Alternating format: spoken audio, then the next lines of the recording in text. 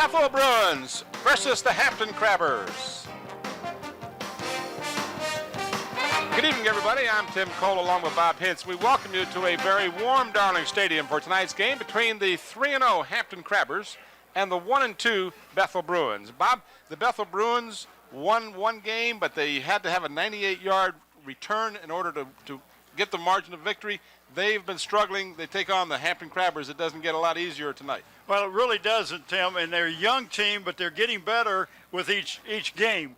And Tracy Parker is going to start a young man by the name of Campbell at quarterback tonight.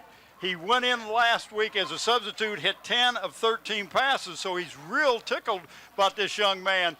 And, that can always boost the morale of the team when you see somebody who has struggled from maybe a backup going into the starting position. It kind of excites everybody.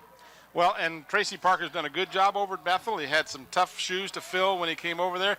He's been there for a little while now, but you got to deal with the talent that you're dealt, and he's done a good job with that. But we saw Bethel in the opening game of our season, and they struggled on offense. And if they are going to win this game, they're going to have to get some points on the board against this Hampton team. Oh, now Hampton has got two things that are always constant, and one of them is defense. They always play real tough defense. Mike Smith for years played a six-man front. He's now running a 4-4, which means he can put 8 men on the line of scrimmage. And if you think it's a running situation, or you can blitz the linebacker from a lot of different positions. So his defense is really, I think, has always been the one thing that you have to stop. If you can beat their defense, perhaps your defense can stop their offense. But he's got a young man by the name of Mike Roberts. Not a bad quarterback either. Young man can pass that football. Well, we'll get to him in a minute. First, we're going to talk about the Bethel Bruins because we're going to listen in just a moment. The Bruins are number 8 in the Peninsula District on both offense and defense. They're only averaging about 13 points a game on offense. So they're going to have to score some points against this tough defense that you talk about for the Hampton Crabbers. Yeah, they really are. And what they're going to have to do is field position. And sometimes it's your kicking, your punters that can get you that field position. And that's one thing that Bethel has kind of struggled with a little bit, with not only punting, but that long snap. And if it's a high and the guy's got to go up and get it, that takes a second.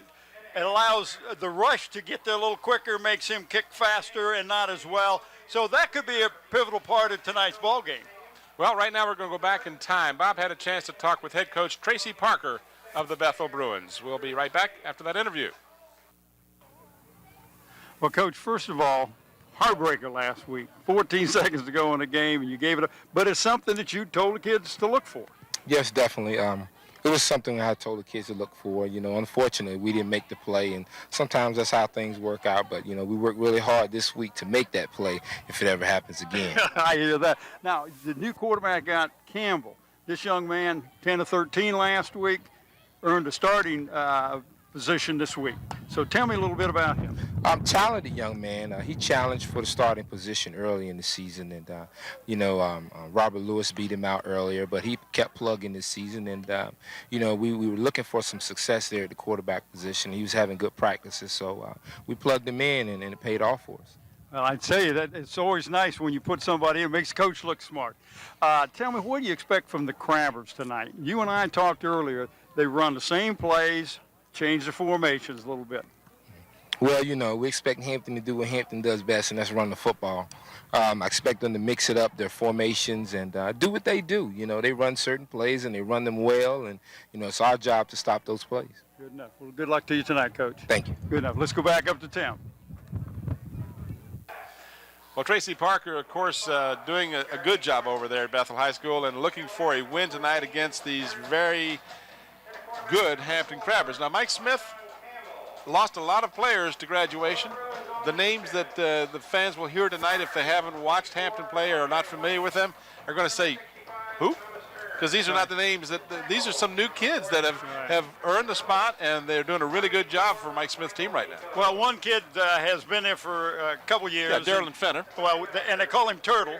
and I'm not sure if it's because he's been there longer than anybody else or whatever, but young man plays a great fullback position, but I think his calling is linebacker. He really can stick you from the linebacker position, and that's, again, something that we had talked about Hampton's defense. But I wanted to go back again to the punting game, Tim. Mike Smith has a long snapper. I don't know of any high school team that has a long snapper, and the long snapper is number 78, Jonathan Carroll. Very important for a young man to be able to get the ball to the extra point and to the punter or field goal position and get it there accurately where the young man needs to be able to catch it. The Hampton team second in the offensive department in the Peninsula District, right behind Phoebus. 114 points over the season, 38 points per game. They're also number 4 on defense, and they're allowing just 183 total yards per game on defense. So they've done a really good job, and we're going to see this Hampton team play a Phoebus team in 2 weeks. And that'll be the game of the year at that point. But you have to look at offense, and Hampton is doing a great job with Michael Roberts at the quarterback position. But Andre Schuler, another young man at tailback, is really stepped up. And I mentioned this to Mike during the week. I said, Mike, this young man can really run the ball. He says, yeah, but he is better on defense. He says, this young man will stick you too. So, he's got a lot of kids going both ways, as both of these coaches do. Well, Schuler averages 112 yards a game, and right behind him, Fenner, 62 yards a game. Yards per carry, 8 yards per carry for Schuler, 7.4 for Fenner. So, you've got guys that are picking up 6, 7, 8 yards per down. It makes your game a lot easier to manage because you're not looking at second and long, you're looking at second and short, 3rd and 1, and that's a much more manageable position to be in. But it also gives you a more opportunity to use a variety of plays, and you and I have seen Mike Smith in a situation, 2nd and long, go for a long pass, go for the bomb, or spread the defense out, do some things. But one thing that the Crabbers do is execute. They don't run a whole lot of plays, but they'll show you a whole lot of different formations.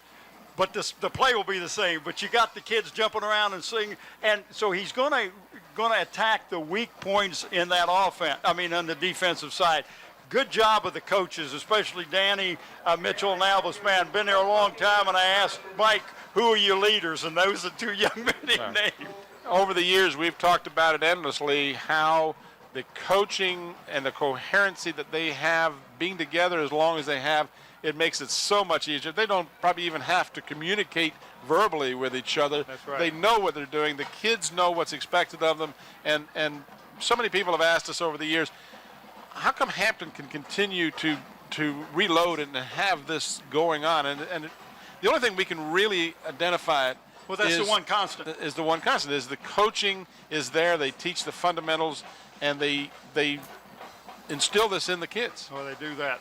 Well, let's go back in time right now because Bob had a chance to talk with head coach Mike Smith a little earlier, the head coach of the Hampton Crabbers. Well, Michael, a 3-0 start. Sounds like the Crabbers are back where they've always been. You always end up with a good team. But you got a young quarterback, a junior, Michael Roberts, who seems to be passing the ball real well. Well, he's doing okay right now. He's learning, but he's got good bloodlines. His dad was a great one that played for us, Michael Bullock. So he's doing a very good job. Coach Higgins has worked with him very hard, and so I think a little bit of his training from Marcus rubbed off on Michael also. And of course, Michael played a long time and worked with his dad, so he's doing very well so far. Now, I always like talk offense because everybody talks offense, but your defense has always done well. You change it up a little bit. You make some little tweaks when you're playing different teams. Okay, Scotty, the kids seem to respond to any challenge you put live to. Well, we're having to do a lot of tweaking because we're not that big on defense. Move around pretty good, We got some good kids run to the ball well, and but we're playing well on defense right now. We've given up a couple of touchdowns, but all of them have been against the first unit. And one of them the other day, we were playing with 10 men. The guy forgot to go in. We dropped the punt. He forgot to go in, and of all things happened, they run right over to where he should have been, and we gave up on him. But they responded and came back, and they're playing hard right now. Good group of kids. Well, that's always good to hear. Now, with Bethel lost a heartbreaker last week. That 14 seconds going to the game, and they gave up a touchdown. But you can't take anybody in this district lightly. No, I don't think you'd ever even consider taking people lightly, especially Bethel or anyone else. I think the level of play is probably a little more balanced this year in the district than it has been in recent years, maybe more so. So there's no gimmies here. It's kind of like Louisville and Florida State last night, Yeah. You can go down any time, but Bethel's always had a good program, and they still have tradition over there. And Tracy's done a good job. They lost a lot of kids last year, but they're getting better and better, and they're going to get better as time goes on this year. Being a young football team every week, a little more experience, and that's what counts. It sure does. Well, listen, Mike, good luck to you tonight. Thanks, Bob. Good enough. Let's go back to Tim and tonight's starting lineups. Back here at Darling Stadium, we are just about set to have the toss of the coin. The players are meeting at the center of the field with the officials, and let's go down there right now and see if we can pick up the pregame instructions from referee Charlie Davidson. Make sure you understand the penalty, your options. If you don't, ask me and I'll repeat it. Once you give me your answer, that's what we have to go with. Also, as captains of your team, I'm going to expect you to help keep control of your players. If we get into a situation, we'll come to you. We need for you to take care of it. Okay, we've already done this coin toss. We flipped it. You called heads. It was a head. You elected to receive. You elected to kick in this direction, defend that goal. Put your backs over here. Stay right here. This is good. And Bethel has won the toss and will receive. Okay, guys, let's shake hands and have a good game. All right, as you see on your screen, the officials for tonight's contest, the referee you just heard, Charlie Davidson. Don Mullenhauser is the umpire. The line judge is George Webster. Philip Mitchell is your line judge. The field judge is Roland Parham. And Don Foreman is your back judge. There you see the zebras all gathered. Speaking of zebras, I got a knock on my door last night about 7:15, and Boney. Legs Boney had shown up from Chuck Boney, former referee on the peninsula, living down at Lake Gaston now. He stopped by to visit, and so he was there. But right now we're going to show you the Bethel Bruins on offense. My name is Al Lee. I'm a senior. C.J. Burton, sophomore. A.J. Harris, offensive line, junior. Robert Bugger, 12th grade. Ryan Totten, I'm an offensive tackle. Mike Leto, I'm a senior. Khalil Sharif, a senior. Robert Lewis, 12th grade. Chaz Bachelor, I'm a junior. My name is Derek Bates. I'm in 11th grade. All right, so there you have the Bruins on offense. A little feature, and we'll show you the Crabbers on defense right after the kickoff. Get an opportunity to see these guys. I like that. That's cool. I do too, because all we see is helmets and plaids, and then we get to see the face. I think. And get to hear them pronounce their name, Leto. We know how to pronounce it. It's Leto.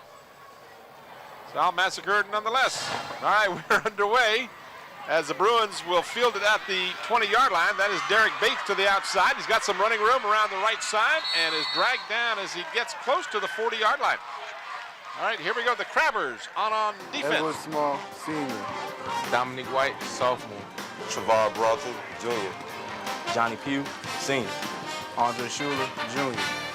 Derek Fairley, junior. Darryl Finna, senior. Bobby Nwuka, senior. Claycell Brown, senior. Anthony Williams, senior. Will Jennings, senior.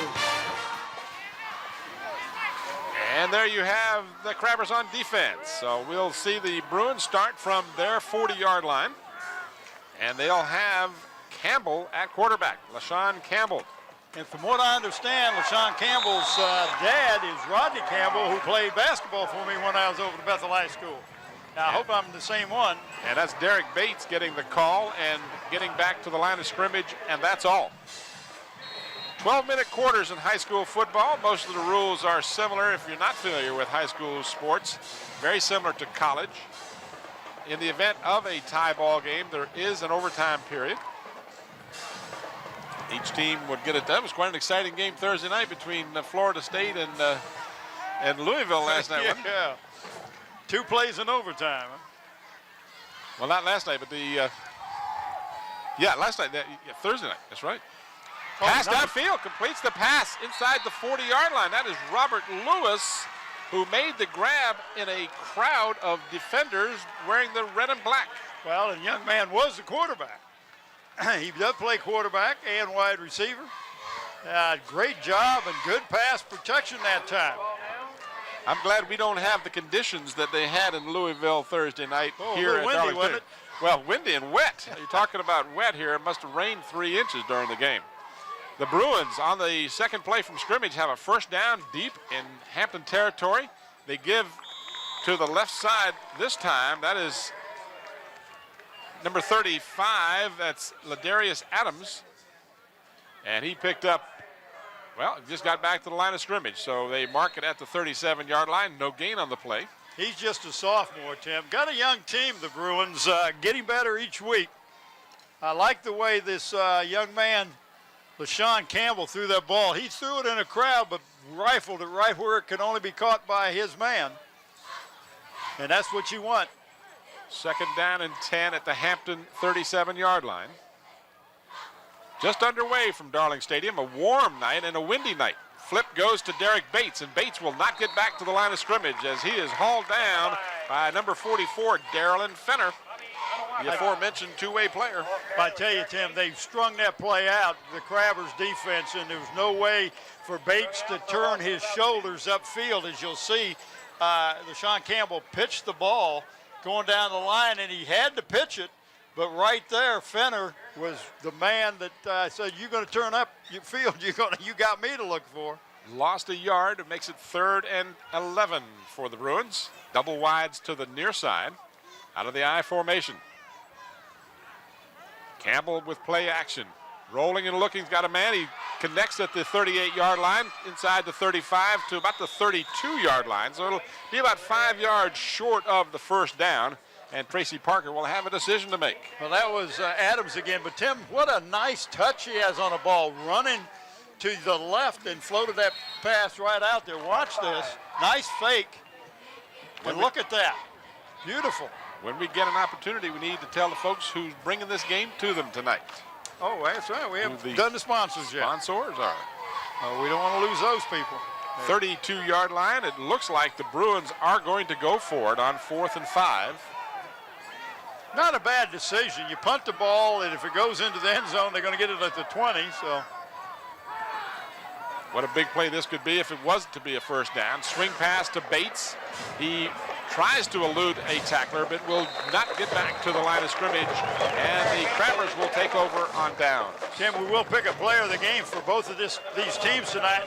Each player receive a trophy on the shirt. The trophy comes from Trophy World Incorporated, located at the historic Hilton Village in Newport News. For all your recognition and award needs, trophies, plaques, and custom engraving, contact Bob Helling at Trophy World, 595-7354, and mention this announcement for special pricing. The shirt comes to Tidewater Team Sports, your one-stop sports headquarters for screen printing, embroidery, uniforms, and apparel. Call 594-0411. Call, talk to Dave Chubb or Terry McNamara. So the Crabbers on offense, and we're going to tell you. Thomas Wilson, senior. Edward Small, senior. Dominic White, sophomore. Steven Jackson, senior. Travar Brothel, junior. Johnny Pugh, senior. Will Jennings, senior. Claysell Brown, senior. Darylyn Fenner, senior. Andre Schuler, junior. Michael Roberts, junior. And there you have the Crabbers on offense. Picked up 2 on the first down, 2nd down and 8 on the draw play. This is Fenner, and Fenner will gain out to about the 37-yard line. And here are your Bruins on defense. I'm a junior. Thomas Turner, grade 12. Chris Ellis, defensive end. Mike Leto, I'm a senior. Joe Notestein, I'm a senior. My name is Derek Bates. I'm in 11th grade. Philip Gardner in 12th grade. Jamar Jackson, a sophomore. Fred Hill, I'm in the 12th grade. Rashad Everett, I'm a junior. And the Bruins on defense. 3rd down and about 5 for the Crabbers. Swing pass near side, completed. And short of the first down, as making the grab was Raymond Holloway, but he is stopped short of the first down by about 1.5 yards. So Mike Smith now will be looking at a decision. Wilshard Scott was one of the young men, number 55, an inside linebacker, came out, helped on that stop. But this is a situation where Mike Smith likes to line up like he's going to go for it and try to draw him offside. All you have to do in high school is get the defense to get into the neutral zone. Now let's see if that's what he's going to do. Now let's see if that's what they try.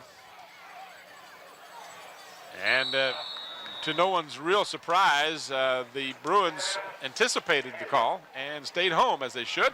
So now the Crabbers burned a timeout. And they'll probably now come out in punt formation. If we got a chance to do our sponsors, maybe. I think that'd be a good thing to do. All right, and tonight's game brought to you by Zooms with 14 friendly neighborhood stores to serve you.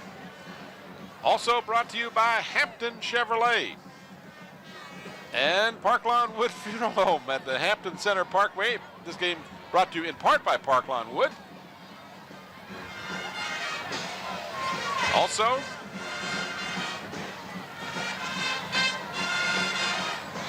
and in part by? And in part by? Well, having a little difficulty. Hampton Chevrolet at 1073 West Mercury Boulevard. Call them at 838-5450. And brought to you in part by, well, we'll tell you that in a minute. Stallion Brothers, Heating and Cooling. On fourth down, the Crabbers did, in fact, go for it and do, in fact, pick up the first down. So interesting, and Pearls Incorporated, 722-1907 are at North Mallory Street in the FIBA section of Hampton.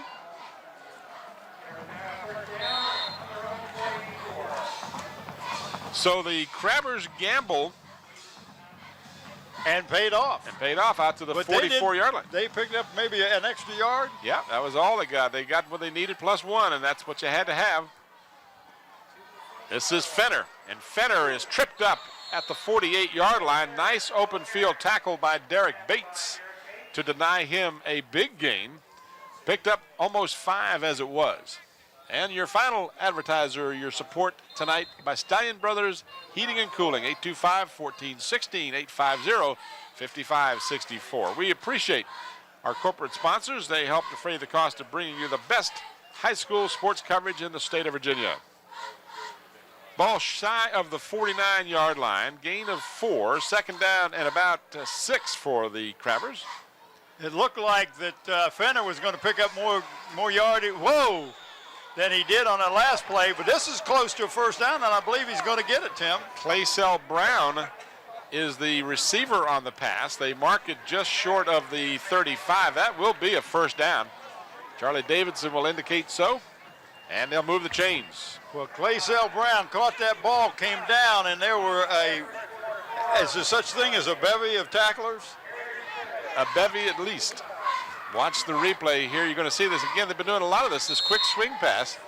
You know, if you're tempted to gamble, you come up and you can make that pick, and you don't see anyone between you and the goal line. If you're willing to take that gamble, that pass is a dangerous pass. Been executed very well, but it's a dangerous pass. It's really what it is a wide receiver screen.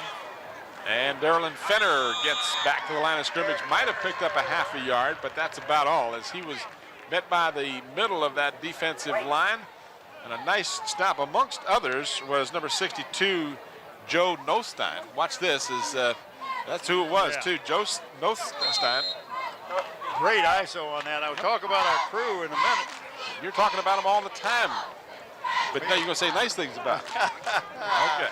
Oh, I tell you, I will say, there's a good shot of Alvis Mann on the sideline.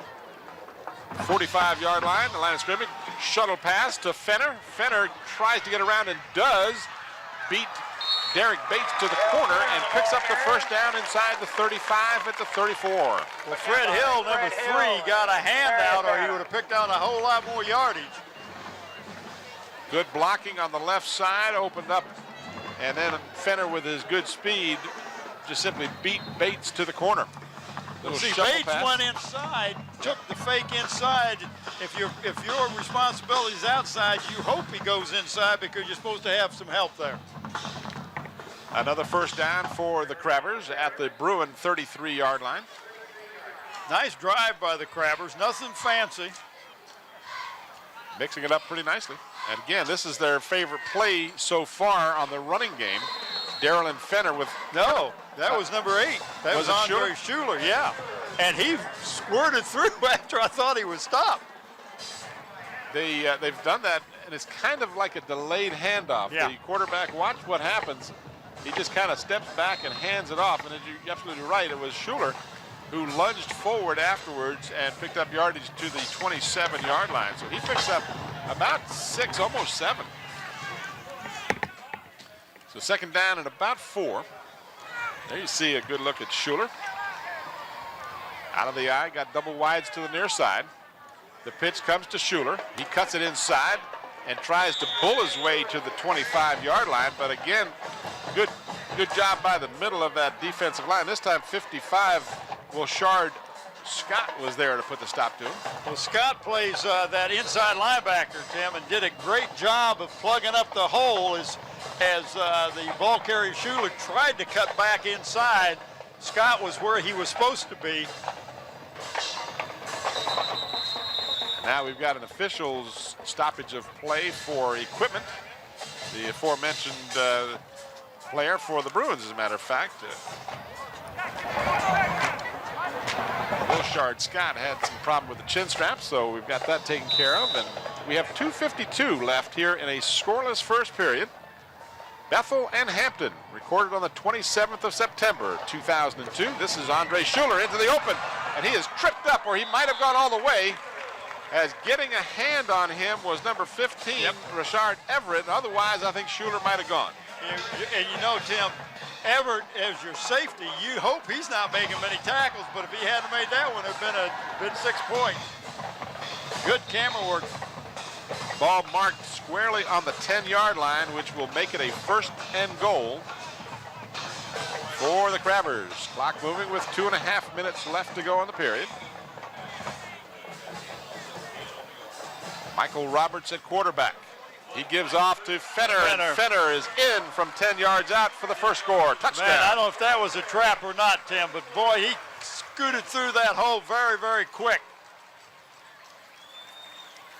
So the Crabbers take their first possession and drive the length of the field. That's close to 70 yards, 68 at least. And this your kicker is, I think it's Corey Johnson, number 99.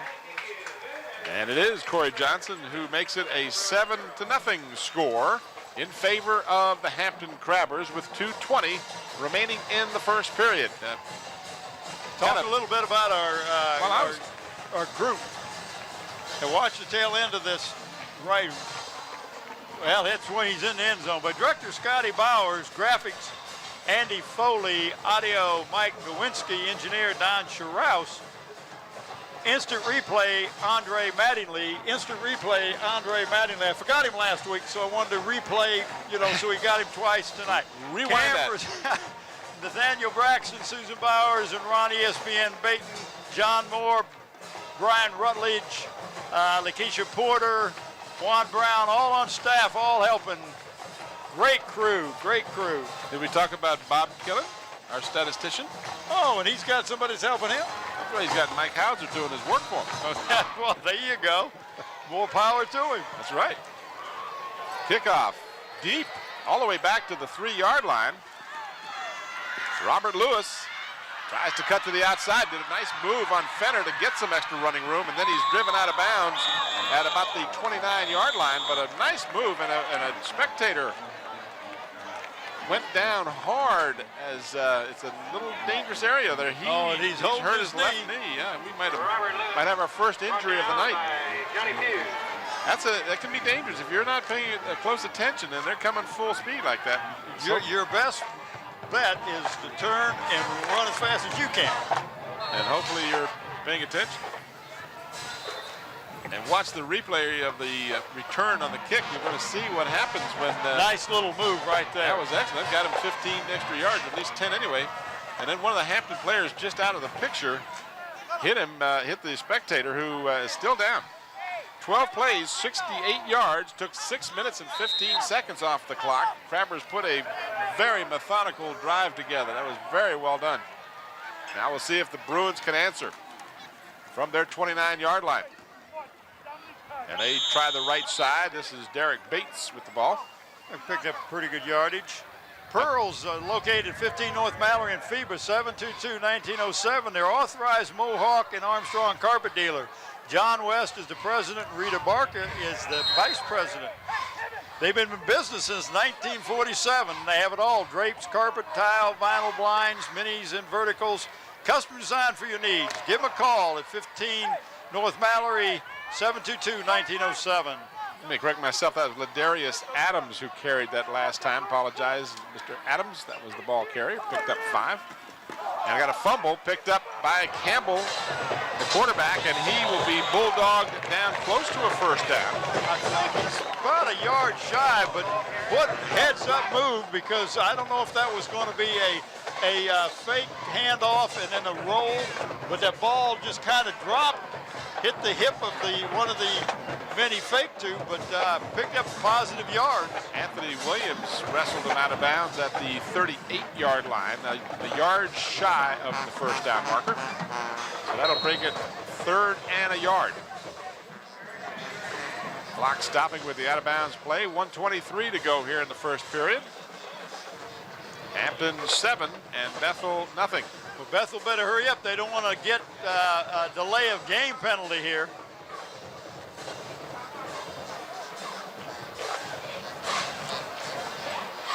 They're precariously close. You don't want to be 3rd and 6, and they took too long. You were right on it, Bob. They just didn't get the play in quickly enough, and now they have to call a timeout. So they'll catch a break there because they realized they were running out of time, so they won't be penalized the 5 yards. Well, Tim, we had talked when Bethel played Denby, the first game that we did this year, about during the broadcast we talked about Chaz Batchelor, who's number 33, plays fullback, and I want to know if he was related to Bernie Batchelor. He's wearing number 33, and he is the son of Lynn Batchelor, who was also number 33 on the 1974 state championship football team. Lynn played fullback and nose guard. Lynn's brother, Bernie, the one I thought may be his son, was actually his uncle. Graduated in '73 from Bethel, and he was a track coach at UVA. And with regrets, he recently died last year of a heart attack in November of 2001, and the family appreciates the fact that we remembered Bernie, and it's always nice, and our condolences to that family. I know it's late, but what a fine young man he was at Bethel High School. 3rd down and a yard for the Bruins. A very important play. If they can answer this touchdown the Crabbers have put on the board, they're going to give to the big fullback, and he has got the first down. Tim, he was stopped short of the first down. But not to be denied, he just buried his head and drove in for the first down. A nice-looking drive. Watch the replay. And you know, the coach said, we need 2 yards. So Adams picks up the first down. They move the chains. They mark it at the Bruin 41-yard line.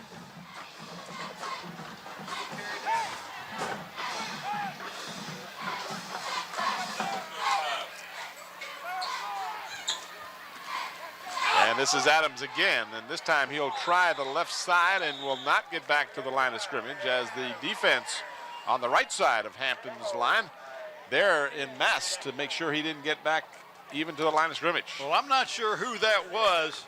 I think it was Derek Fairley, right there.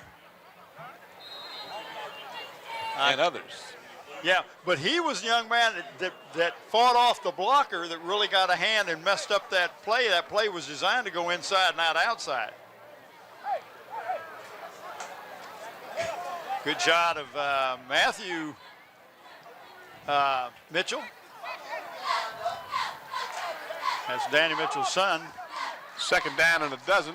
Swing pass, far side, smelled it out beautifully. The Crabbers Fenner was there, and as if he had been in the huddle, knew exactly what to look for and made the play. That was Chaz Batchelor on that swing pass, ran a nice route, but like you said, It just the defense took too much time to develop. Really. That's more should be more of a safety valve pass. You should be looking downfield and not worried about that young man going over there, and hopefully the defense will turn their head away, and then you can get it in. And there's a good shot of Coach Danny Mitchell. In fit and trim form, I might add. I tell you what, his arms are as big around as your thighs. I wish. Third down and long. Third down and about 16. Campbell incomplete, almost intercepted. Will Jennings had a shot at it for the Crabbers. The intended receiver was also number 1, Robert Lewis, but it was closer to Jennings than it was to Lewis. So now the Bruins will bog down and have to kick. You know, that ball came out of there like maybe it was touched or flipped or something. I'm not sure. So back in deep punt formation will be Adam Pickerel for the Bruins. And this is a high, relatively short kick. And it bounds out of bounds at about the 39-yard line. So the Crabbers will have excellent field position for this possession. I don't think that he was the punter in the first game that we saw. I don't think so either. In fact, Wayne Hambrick was. Yeah, I was thinking it was a lineman that was punting. Hey, Zoom's got the Beantown coffee, fried chicken, potato wedges, Krispy Kreme donuts, the way you like them, a box and one, ham and cheese subs, Coke, I like Coke them gas. in each hand as well. And, of course, your favorite, pizza. Pizza. Had pizza last night. I know Zoom loves you. David Allen says that they got a little statue they're going to put up. This chair belongs to Tim. What you saw just a moment ago, a quick glimpse of it, and maybe Ron still has that shot. That spectator, I'm not sure who he is, but he is on with the crabber on his side. I told him, I said, you need to get him on camera. No, I'm talking about the guy who got hurt on the sideline. This he's gentleman on a stretcher. here. Yeah, they got him on a stretcher. He's going to have to explain to his buds how he got hurt at the football game and wasn't playing. But all kidding aside, we certainly hope he's all right. But he's got that left leg in what looks like a soft cast. So he might have taken a serious blow. We apologize, or not apologize, but we certainly hope that he's going to be okay. They're going to take him out of here. I see Judge Pat Patrick is here at the ball game eating his popcorn and former basketball referee. Joined us a couple of times. And not a bad basketball player at Hampton High School. No, he wasn't. Interestingly, and I'll wait for this play and I'll finish my thought. The Crabbers, first down. Swing pass to Fenner. He caught it at the 45, 50, 45 where he's tripped up, but not until he gains nice yardage, about 16 yards. Let's see, 16, 17 yards. What a nice 44. Oh, what a nice fake that time by Michael Roberts, Tim. And Fenner was wide open. There was nobody around him. When he catches it, look at this, at least 10 yards before the first defender's there, and that's just a broken coverage. The difference in that swing pass versus the Bruins swing pass is there was no one there to defend it. Yeah. And it didn't take as long to materialize. 44-yard line, first down for the Crabbers. They've been doing good things on offense so far tonight. Second possession of the game, and they're in Bruin territory. This time, Schuler will be stopped after a very short gain, and on the stop was Wilshard Scott again. I was going to say, we're talking about Pat Patrick, and of course, I remember the mid-'60s with the basketball teams of great success, and one of the players was W.R. Deskins. And I saw in the paper this week where apparently it was his mother that passed away, and our condolences go out to the Deskins family. They referenced the son, W.R. Deskins, so Walter R. Deskins, so I'm assuming it was the same. If it is, we certainly send our condolences. Second down and 8 for the Crabbers on the option. Pitch to Schuler.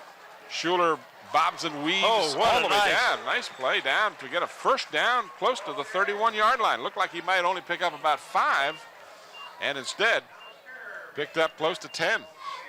Watch your replay here. Missed tackle, that will drive you crazy because there was a couple of guys got a hand on him.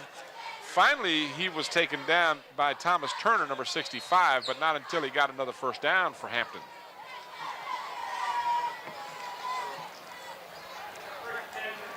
They mark it at the Bruin 31-yard line. Crabbers have used a very balanced attack tonight. They've run the ball and they've passed the ball equally well, and that shows up in the stats, which I'll refer to in a minute. Well, it keeps your defense off balance a little bit too. Nice fake. Well, was it a fake or was it a busted play? Well, there was. Because it could have been a fake, but I think it might have been a busted play. Well, Tim, there were three receivers out. Yeah. So I kind of, to me, seemed like it was more of a fake and he was going to pass it, but really felt like he didn't have time to do that, so he just decided to tuck it and run. Talking about the offense, I mentioned Hampton, number 2 in the district with 373 yards per game. They rush for an average per game of 238 yards, and they pass for an average of 135 yards. So anytime you've got a passing game that's over 130 yards a game and over 230 yards a game rushing, you're going to have a lot of success, needless to say. 2nd down and 11 after the loss on the down. Just a little bit over Fenner's head. Almost picked off as Fenner was the intended receiver. Rashad Everett, number 15, actually had a better shot at it. But we didn't get a chance to mention much about this, but Friday night, the 27th of September, when this game is being played, there's a rather swirling breeze on the field. As most of you know, heavy rains came through the area on Thursday, and kind of a cold front coming through tail end of that.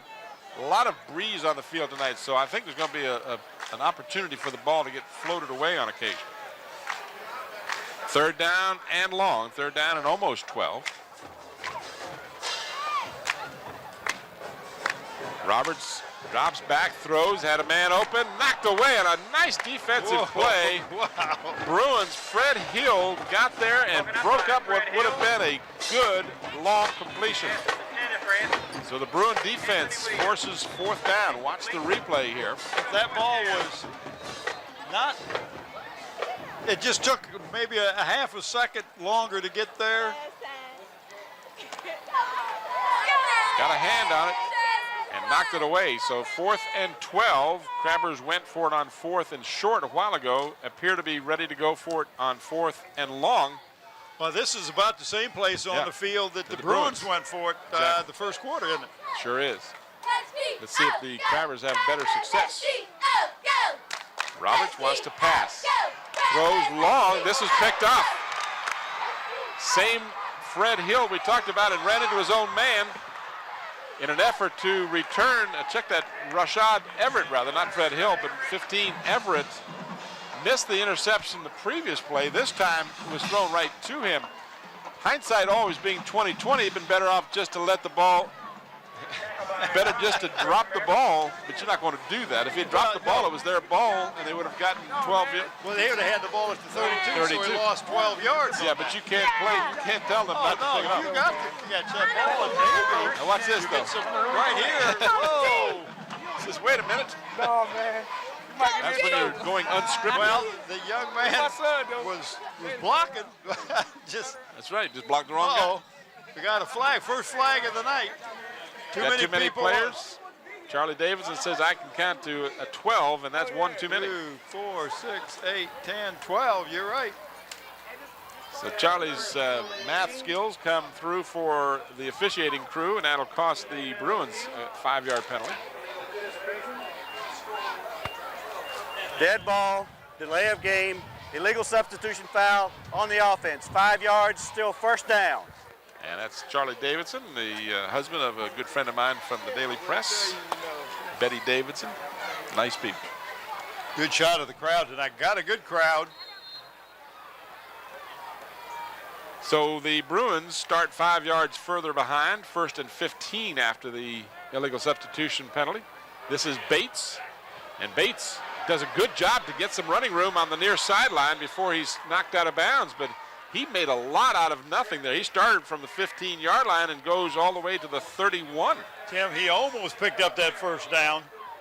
He has to get to the 30, so he picked up, what, about 14 on that? Yeah, they marked him out of bounds actually at the 28, but yeah, he definitely picked up more yardage than he should have on that play.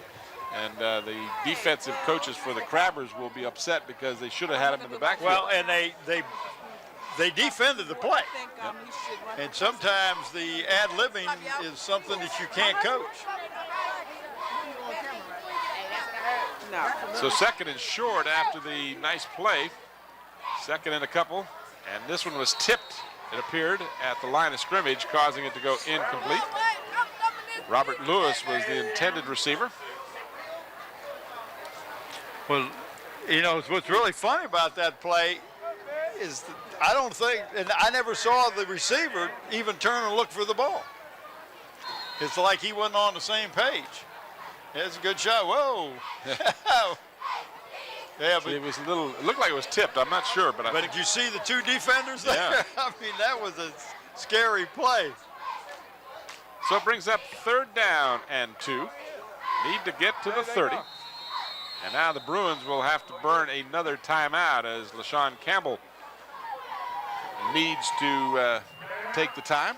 Well, and that'll be their second of the first half. Tim, it was just one of those things where it didn't look like everybody knew what the formation was that they wanted to get to. We've been there before, right? Excuse me, Tim. Zooms is giving an award to the senior football player on each one of these teams this year who has demonstrated academic excellence. These players will be awarded plaques at a school board meeting after the season. We'd like to thank David Allen and Zooms for the continued support to WHCS and our student athletes. You get some of those for the rest of us? Mr. Killen over here having his dinner, having his usual half a dozen dogs. Did you get yours? No. I didn't get mine either. Didn't get mine either. Him and Hauser do not share very easily. I noticed that. But you notice it's like two dogs, boy. I mean, they get the thing, you even look at them, they start growling at you. That's why I've put a little more space between us.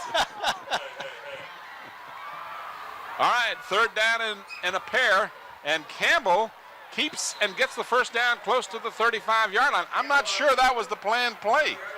It looked a little unscripted, if you'll... It really did, but it worked out. They'll use that one every time. It looked like he turned around after the snap of the ball. You see, you think so. He's looking for someone to hand it off to, and there's no one there. He thought the handoff was to the right. I think Campbell turned the wrong way, and it's spun about and says, hey, let me just follow the blocker. Sometimes it works out.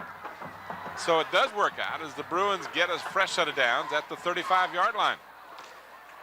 And getting nowhere in the backfield, tripped up for a loss. That is Jeremiah Darden, number 25, carrying. So Darden gets his first call of the night, and he is tripped up in the backfield. Let's see, let it run a little further. I was going to say if we could see who that was and make that nice tackle. Stand up for us, young man. Yep, still couldn't see it. But thank you anyway, Mr. Bowers. 2-yard loss on the play, back to the 33. 8 minutes remaining.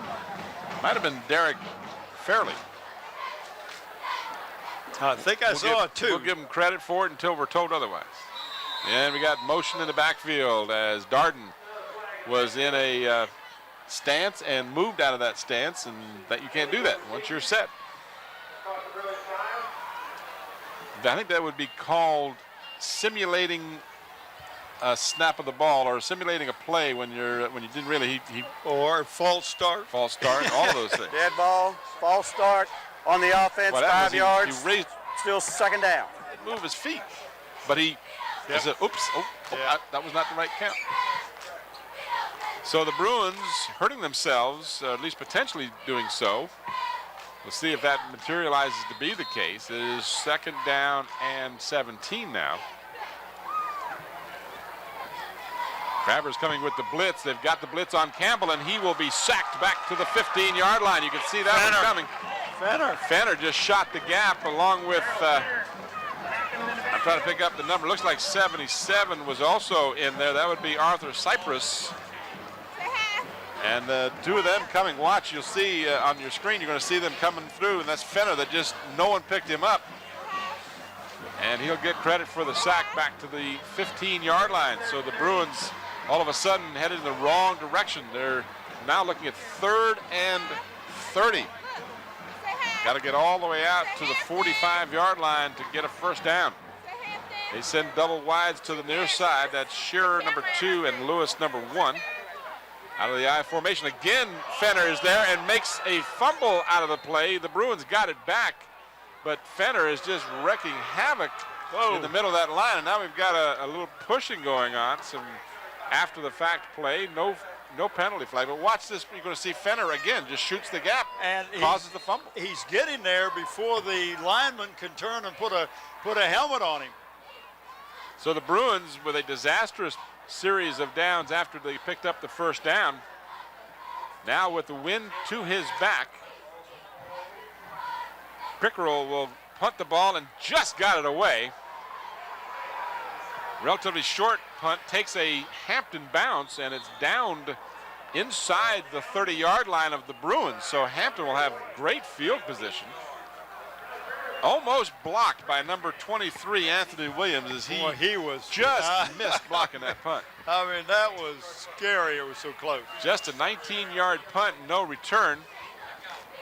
But Hampton now will be in great field position with 6:13 to go in the first half, and they'll have the ball at the 28-yard line of the Bruins. Hampton Chevrolet at 1073 West Mercury Boulevard, 838-5450. Give them a call, one of our corporate sponsors. Go see him, buy a car. Again, that little hesitation handoff to Fenner, and he'll pick up 3 yards to the 25-yard line. 6 minutes remaining in the first half. Hampton 7 and Bethel nothing. If you joined us late, Darylyn Fenner capped off a 68-yard drive with the Hampton first possession of the ball game. He ran 10 yards, and the extra point was good, and that's our score. Hampton 7-0. As we are approaching now the final minutes of the first half. And this is the aforementioned Fenner. And he picks up 2 to about the 23-yard line. Very close to the first down. Excuse me, I lost the marker. Yeah, it's still got 5 yards. Yeah. That's closer than 6. Yeah. I looked at the wrong marker. Lost my perspective for a moment. Happens when you get old. Is that what happened? I don't know. I forgot what I was talking about. That's what happens to me. 23-yard line, need to get to the 18. 3rd down and about 5. Michael Roberts over center. And the Bruins appear to jump into the neutral zone. There that call is. The only question will be, were they pulled off or did they jump? Officials getting together to make sure they make the call correctly. Charlie Davidson will tell you it is a offsides encroachment against the Bruins. So that'll cost them 5. And that'll be dead ball encroachment on the defense. 5 yards results in a first. It was very close to being 5. I'm surprised to some degree they didn't ask for a measurement, because it was pretty close. It was right at the marker, but at any event, it is a first down. They mark it at the 17. This is Roberts keeping as he follows Fenner into the left side of the line. Well, that was the first time we've seen the option play that he fakes it to Fenner, keeps it, or he could pitch it to Schuler. In that case, Schuler was open, but it's not a bad guy to follow, Fenner.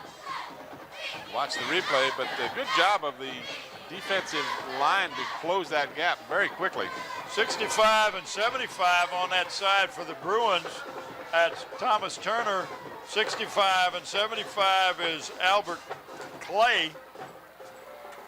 2nd and 8. This is Schuler, and Schuler is down close to the 5-yard line. That will be a 1st and goal for the Crabbers. So Andre Schuler, who coming into this game was averaging 112 yards per game, ranking him 6th in the district. That's pretty sad. If you go over 112 yards a game, you're only 6th.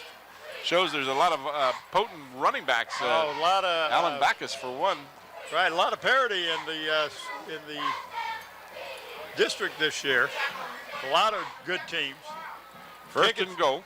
Kickett's had a big surprise. Fenner gets the call and gets to about the 3. season. Fenner has 3 touchdowns rushing, and Schuler has 2. Fenner is also number 4 in receiving in the district with 7 catches for 104 yards. Well, he's got a couple catches tonight for some positive yards. 2nd and goal at the 3. Clock moving as we approach the 3-minute mark of the first half.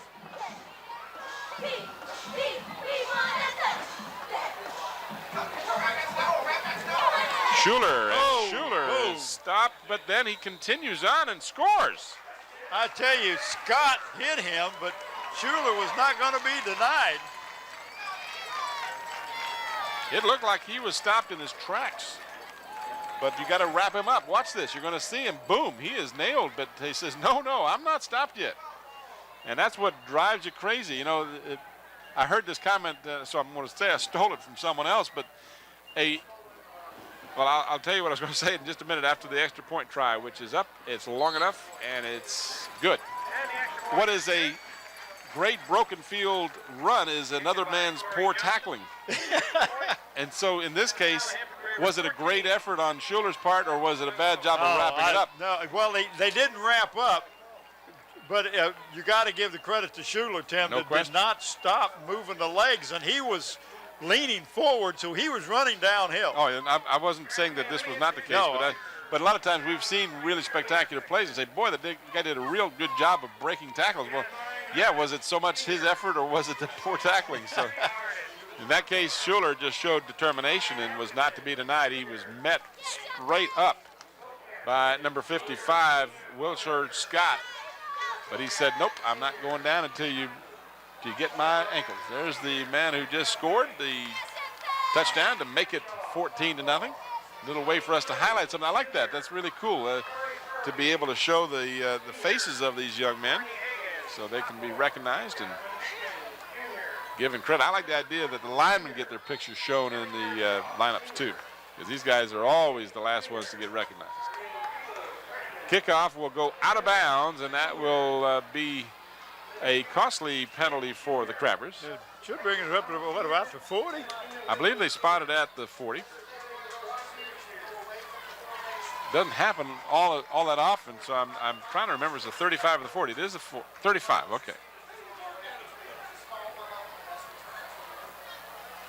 They automatically, it's the pros that they put it at the 40. Dead ball, So, illegal procedure, 35, ball kicked that's out of still bounds. not By bad. rule, the ball will be placed at the 35, first down. Thank you, Charlie. So the Bruins with 2:59, there you saw the scoreboard, 2:59, 1 second less than 3 minutes, as also referred to. Hampton 14 and Bethel nothing. Hampton looking to continue their unbeaten way, while the Bruins looking for their second victory. Bruins taking a lot of time. That ball was set to go quite some time ago, and they just get it off. This is Batchelor, and Batchelor has some running room out close to a first down. He has the first down. And they never did bring him down. Good run that time by Chaz Batchelor. Stop was made by Anthony Williams. Watch this. Good job to get outside. Batchelor, not a little guy.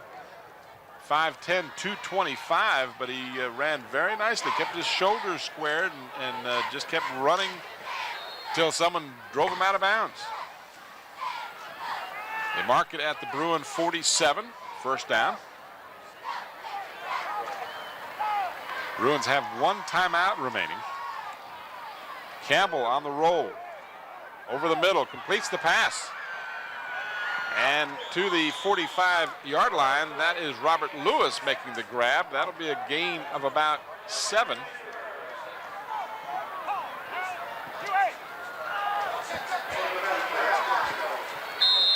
Second down and 3 for the Bruins.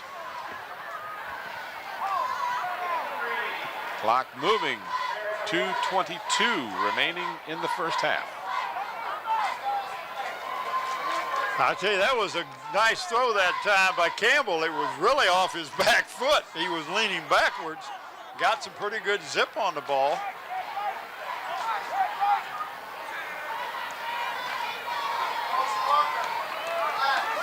Over the middle, hit the tight end. He's still going. 30, 25, 20. And he will be chopped down, but not until he gets to the 6-yard line. The big tight end, Michael Lito. There you see his picture. And I tell you, Tim, nobody picked up the offensive end. Watch this. We have it on replay. Just boom, he's wide open. And Bounced just off broke 2 tacklers. And the good tackle, because the only way you're going to bring a guy down that big is to chop him down. 41-yard play, and the Bruins got a big play and still have some life. And now the Crabbers will take a timeout. That'll be their second. But how big would a score be just before halftime here and make it a 14-6 or 14-7 game? Well, I tell you what, you go into the locker room, it'll be a whole lot more positive than going in down 14. But what a nice call that time. Nobody picked up the tight end. Watch this on replay. This is going to be the slow motion. A little hesitation. Come off the line of scrimmage as you watch it in as Andre Mattingly, our instant replay guy. Watch this. Slow motion. There's 2 guys that had a shot at him. One bounced off him. The other one tried to arm tackle him. You won't get much when you do that with a big guy like that. Nice block that time by number 2 for the Bruins, and that's Sharif. But you know what? There was a lot of good things that happened on that play, and you saw where Will Jennings knew if he tried to tackle him high, he'd probably get dragged into the end zone. So he took his legs out, which is what you're supposed to do. That was an excellent defensive play. But again, that was a touchdown saver. So let's see if the Bruins can capitalize now as they have a 1st and goal at the 5. This is Batchelor. Batchelor will try. He's still dragging people. He's down close to the goal line. Is he in? Yes! Oh, holy moly! He was not going to be denied to get that into the end zone. We saw his power a little earlier there. You see a good look at Chaz. He dragged tacklers into the end zone. That was called determination. Love to see it. The Crabbers give up the big play, and now their lead has been cut to 8 and a chance to make it 7. Pickrell will try the extra point out of Robert Lewis's hold. The kick is long enough, and it is good. So a big 41-yard pass to Michael Lito. Here's the replay, capped off by Batchelor's determination to get in the end zone. Look at this. It looked like a scrum, a rugby scrum. There must have been 8 players from the 2 teams that just watched as Batchelor just bowled his way in. Well, yeah, you were talking about the size of Chaz Batchelor. He's 5'10", 225, just a junior. But what tremendous strength to keep your legs under you and keep moving forward. And you've got all kinds of people hanging on you, but you also have some of your people blocking those guys and trying to knock them off, and nobody got his legs. Looked like a rugby scrum. There you see the score. The Bruins very much alive now, trailing by just 7. Pickrell's kick is a good one, taken at the 7-yard line. Raymond Holloway out close to the 30. About a 23-yard return.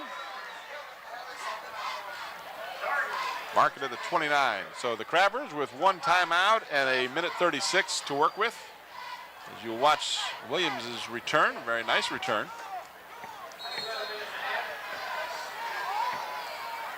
Andre Schuler checks out of the lineup.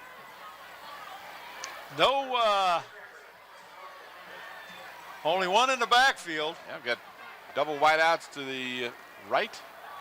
And a shuffle pass to Fenner. And Fenner will be dragged out of bounds by Derek Bates. And Fenner goes down hard on the tartan surface. I don't think that was a bad play. His momentum just carried him out, but it was Bates made Fenner sure. was running this direction too, but nice little shuffle pass. You watch the replay here. Bates rather was standing on the line when he let him go. Right, he was still in bounds. Yeah. So Schuler will come in. But that works good for the Crabbers in that it stopped the clock for them. They only have, one timeout left? Well, the good news and the bad news. The good news is it stopped the clock. The bad news, he only gained 1 yard. So it is 2nd down and 9. A minute and a half remains in the first half. Hampton 14 and Bethel 7. This used to be the game of the year when you and I first started doing these games. This is a beautiful pass in stride and tripped up inside the 25-yard line, but not before a huge play. A pass completed to Johnny Pugh, number 81. And Pugh has the ball all the way down to the Bruin 21-yard line. He was way too wide open. Caught him in stride too. Of Johnny. Watch this. Roberts just threw it perfectly, caught it in stride, and was on the way. Well, good job. There was another receiver on the sideline, so. Roberts wants to pass again. He's got Fenner at the goal line. Touchdown. Just like that. Two plays. And the Crabbers go the length. Well, two big plays. Well, they did pick up positive yards on the other one. Just 1 yard. Okay, but 3 plays. But you're right, Tim. We started with 143, and we've got 107. You think maybe the Bruins kind of eased up a little bit? Oh, yeah, and there you see a good look at Darylin Fenner. You just can't go to the locker room before the clock is finished winding down, and the Bruins might be a little guilty of doing that, as the Crabbers took 3 plays, 2 of them lengthy ones, and we'll watch the replay of the touchdown pass. 2 perfect throws by Roberts. He just hit both of those receivers right on the hands. Well, now Fenner came out of the backfield. It was looked like almost a delay, him coming through the line of scrimmage and going right down the center of the field where there was nobody. They sent the other receivers on out patterns to open up the center, and nobody picked up Fenner until he had caught the ball, and then it was too late. So as motivating as the late touchdown was for the Bruins, how demotivating will this response by the Crabbers be? We'll have to wait and see, but the Crabbers answer on 3 plays. They went 71 yards.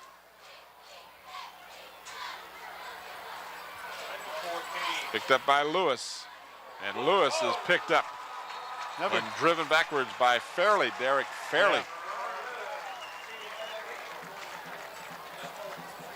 So the Bruins with 1 timeout and 59 seconds to work with.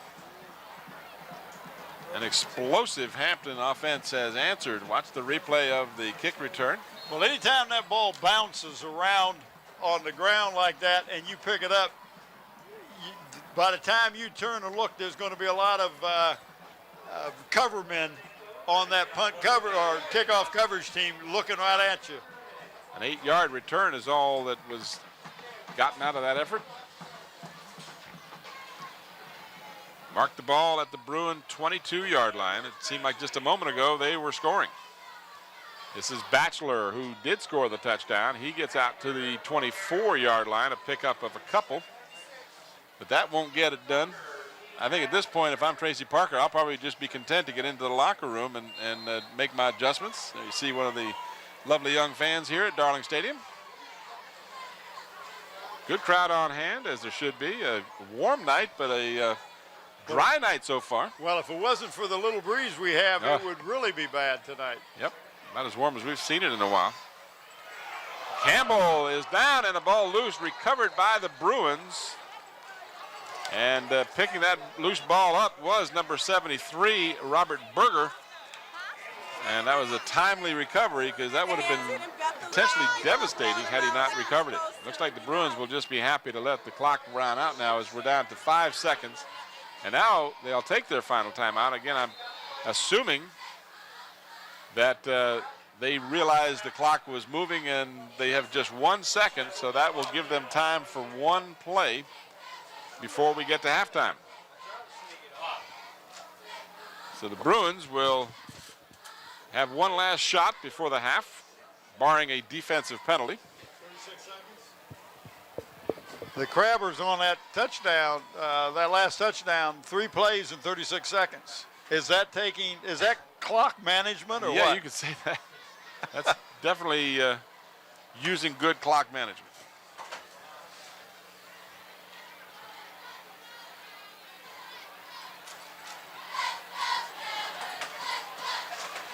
I'm going to get Mr. Hauser to turn on the light there so we can see.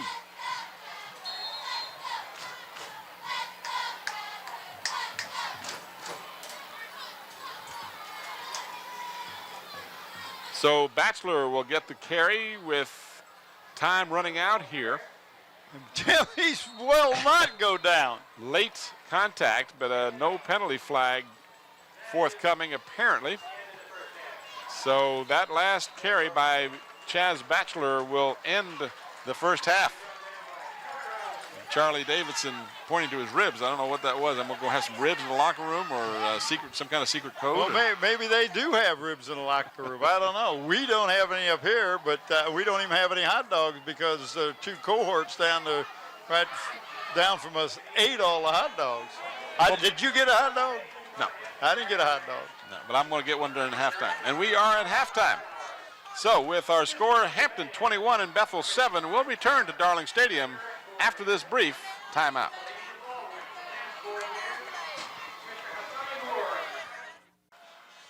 Halftime score is the Crabbers 21 and the Bruins of Bethel 7. For the Crabbers in the first half, they had 14 first downs. They rushed the ball 18 times for 80 yards, and they passed 10 times with 7 completions and 1 interception for a total of 109 yards passing. They were penalized once for 25 yards, and they had 23 yards in returns. They did not turn the ball over on the ground, but they did have that 1 interception, and they had 189 yards total offense. For the Bruins, they had 4 first downs. That's right, just 4 first downs. They had 19 yards rushing on 19 attempts. They were 3 of 6 passing, no interceptions, and they had a total of 77 yards passing as LaShawn Campbell had a pretty successful first half. They were penalized 3 times for 15 yards, 55 yards in returns. They did fumble the ball 4 times, but they did not lose the ball, and they had 96 yards total offense. Well, that 96 yards total offense is kind of misleading, Tim, because there were a couple of sacks by Fenner that took, at least 20 to 30 yards off of their total offense output. Crabbers looked real good driving the ball, especially on the first series when they took it down and stuck it into the end zone. And then the Bethel Bruins got that pass to Leto and almost scored on it, and Batchelor took it in. And we thought, well, that was going to be a positive. Then in 33 seconds and 3 plays, the Crabbers go down and score another touchdown. So that really kind of put icing on the cake for them at the end of the first half. 70 yards on 2 of those plays. The third play was just a 1-yarder. And there you see one of our young fans in attendance. Always glad to see the family out here. And again, we say this every week, but I'm going to keep saying it. If you haven't brought the family out to a game at Darling Stadium, why don't you make plans to do so before it starts to get too cool, if that's what your problem might be. Tonight, look at this shirt sleeve crowd. It's a very pleasant night here at Darling Stadium. Nice breeze. It's on the warm side, but not uncomfortably warm. And you can see the whole family's out here, and you might even pick up a souvenir while you're at it. But it's a great outing for the family. I think the general admission is $4, and I think some of the kids under certain ages might even be less than that or free. So, yeah, come on out, support your favorite team here at Darling Stadium. There's games virtually every Friday and Saturday, and even Saturday afternoons on some occasions. That's true. Tim, we will pick a player of the game from both of these teams tonight. Each player receive a trophy in the shirt. The trophy comes from Trophy World, and they're located in the historic Hilton Village in Newport News. For all your recognition and award needs, your trophies, plaques, and custom engraving, contact Bob Hilling at Trophy World at 595-7354. Mention this announcement for special pricing. They're located on Warwick Boulevard, just right down from the old Village Theater. The shirt comes from the Tidewater Team Sports, your one-stop sports headquarters for screen printing, embroidering, uniforms, and apparels. Call 594-0411. Talk to either David Chubb or Terry McNamara. We appreciate them helping us recognize the player of the game. We got a lot of people that are contenders tonight.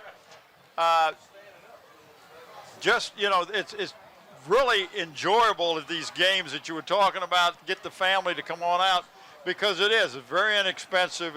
You get to see some great athletes, and some of these athletes go on to college, do well. Some will even make it into the pros, so you get a chance to see them in the developing years. The Crabbers will get the ball to start the second half.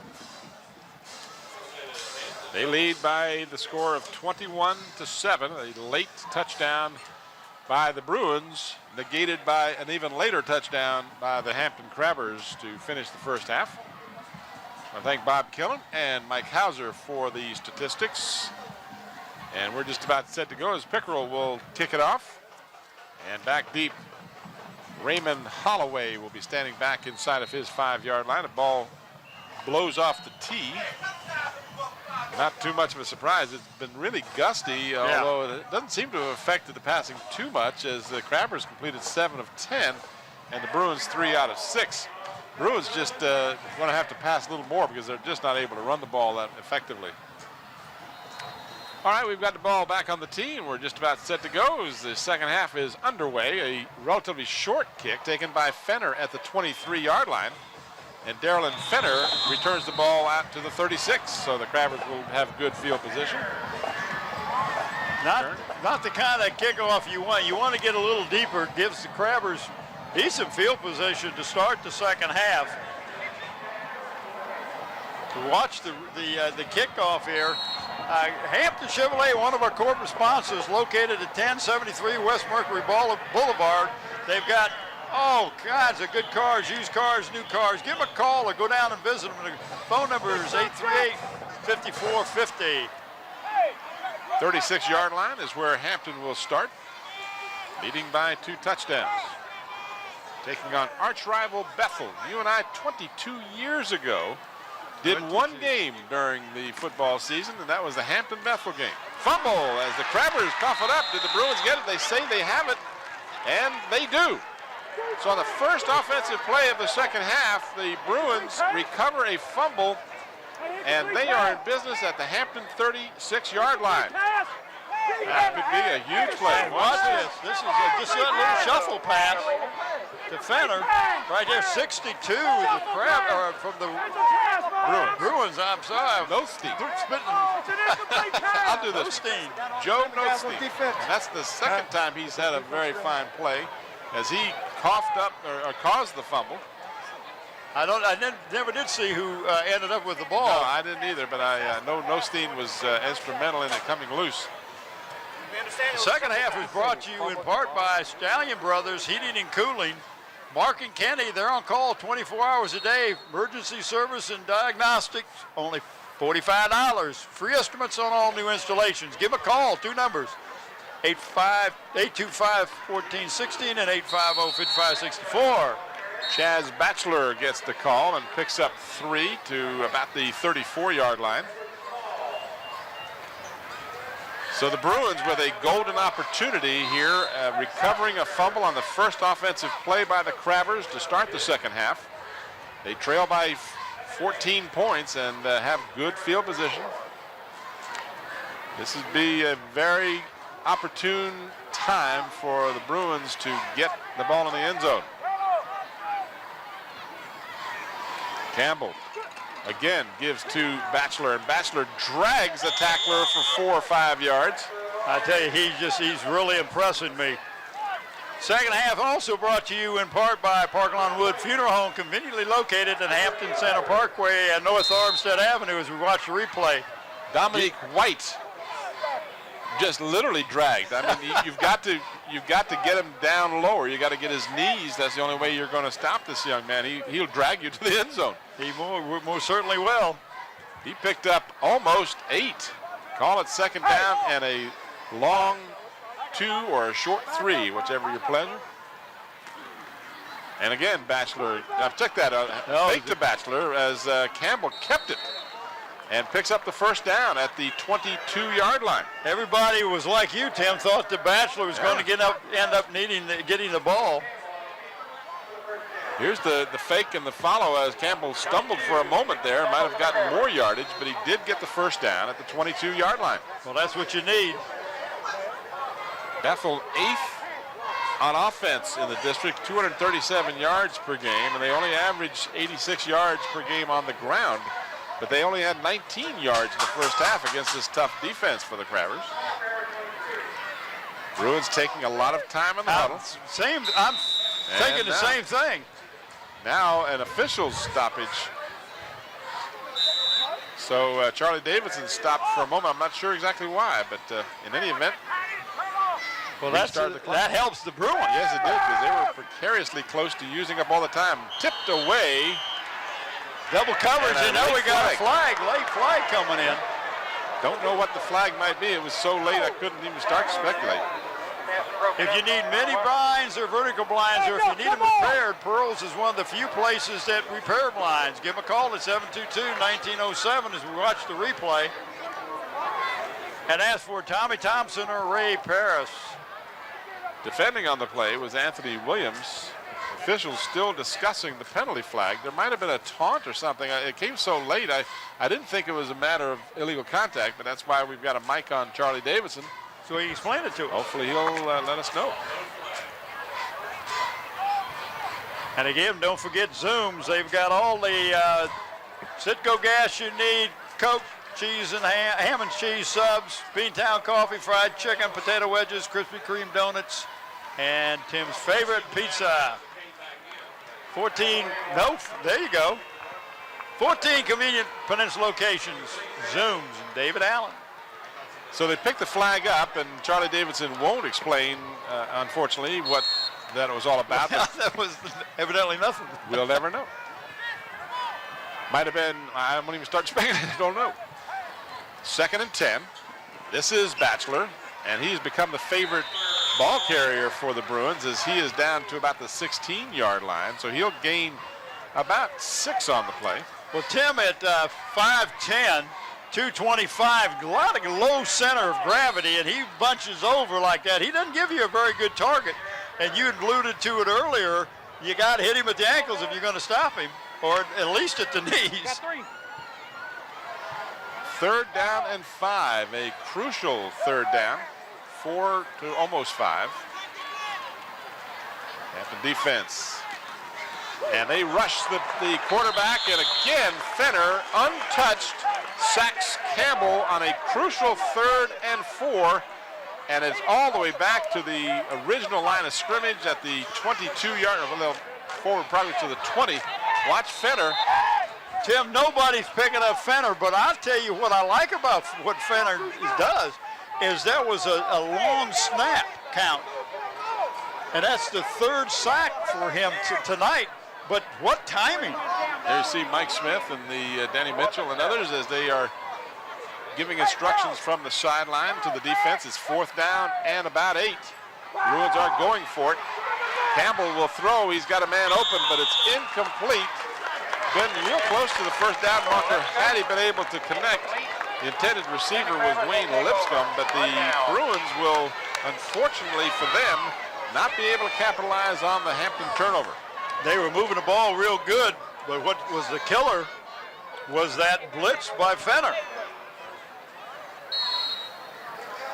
So the Crabbers defense does the job. And the offense will come on. Michael Roberts continues to be the quarterback. He's a junior.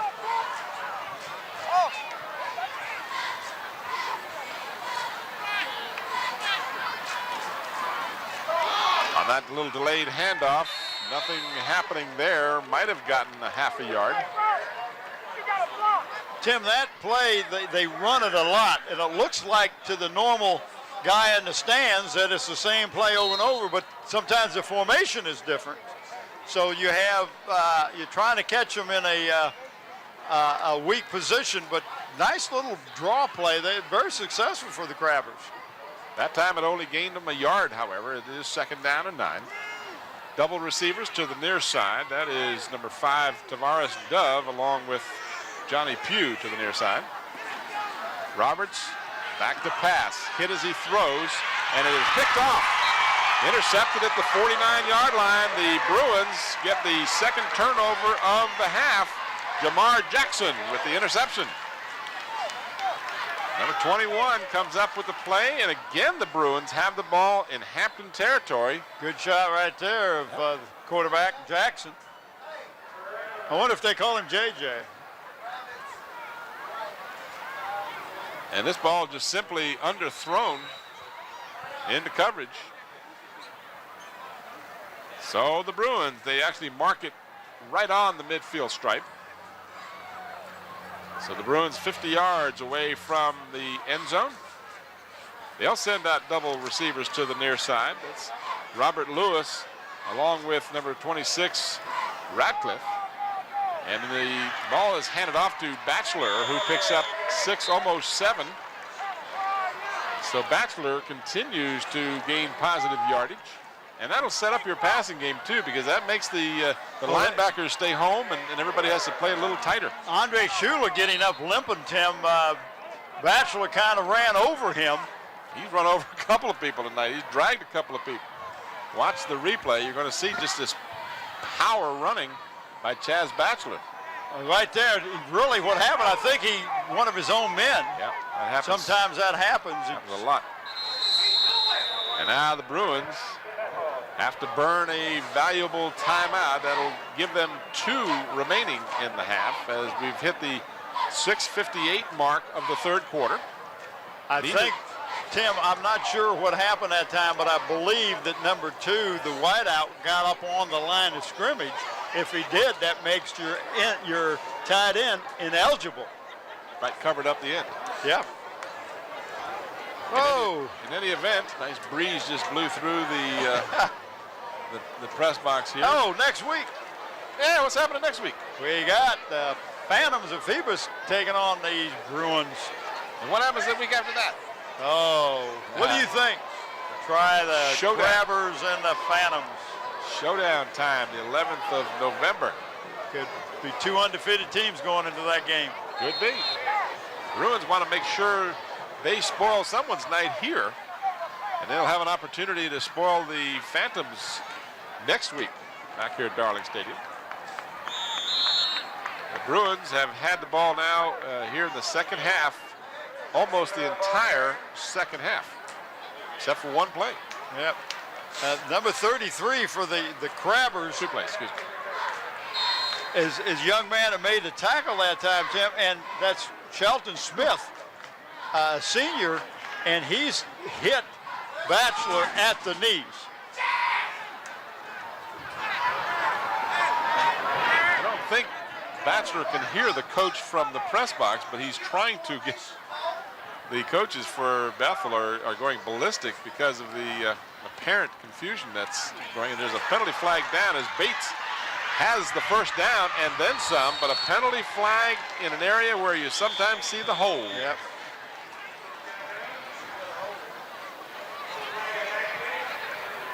And unfortunately for the Bruins, that will be the call. So a first down by Bates will be negated by the holding penalty.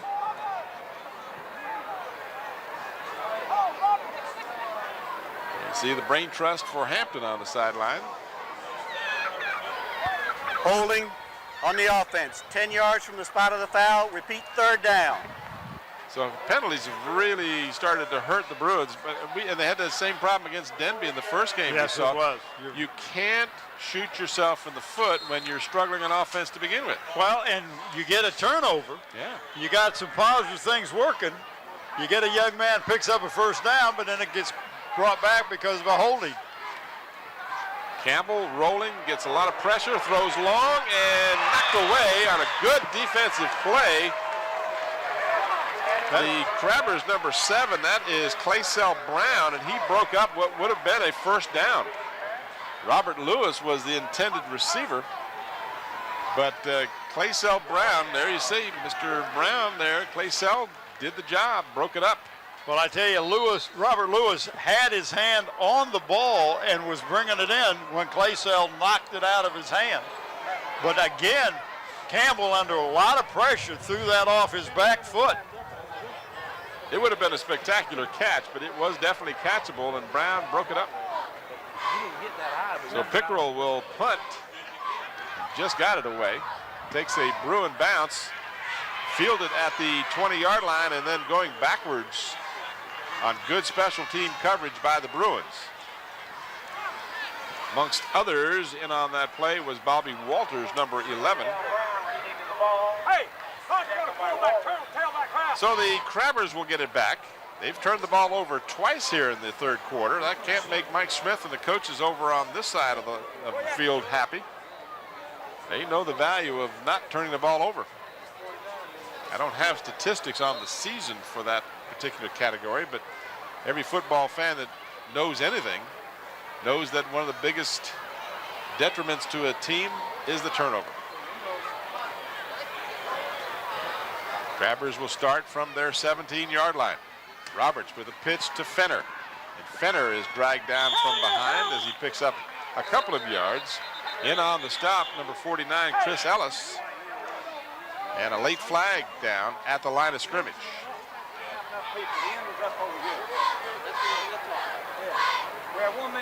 Watch the replay here. You're going to see Fenner. Chris Ellis wraps him up. But a penalty flag is once again picked up. He didn't block it, did you? Tell the truth. Gets a chance to wave his arm and flag again.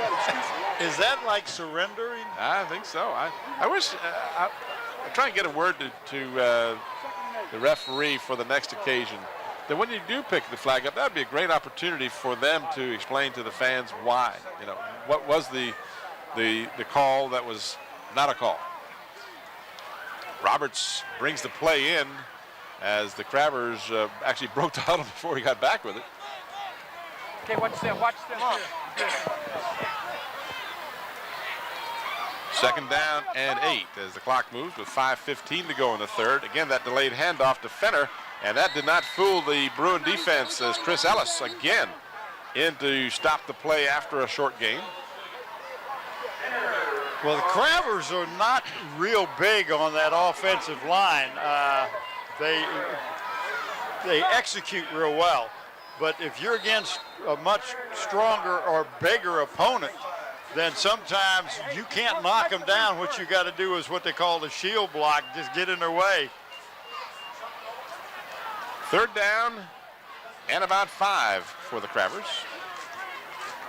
They would like to get a couple of first downs here, keep their defense on the sideline.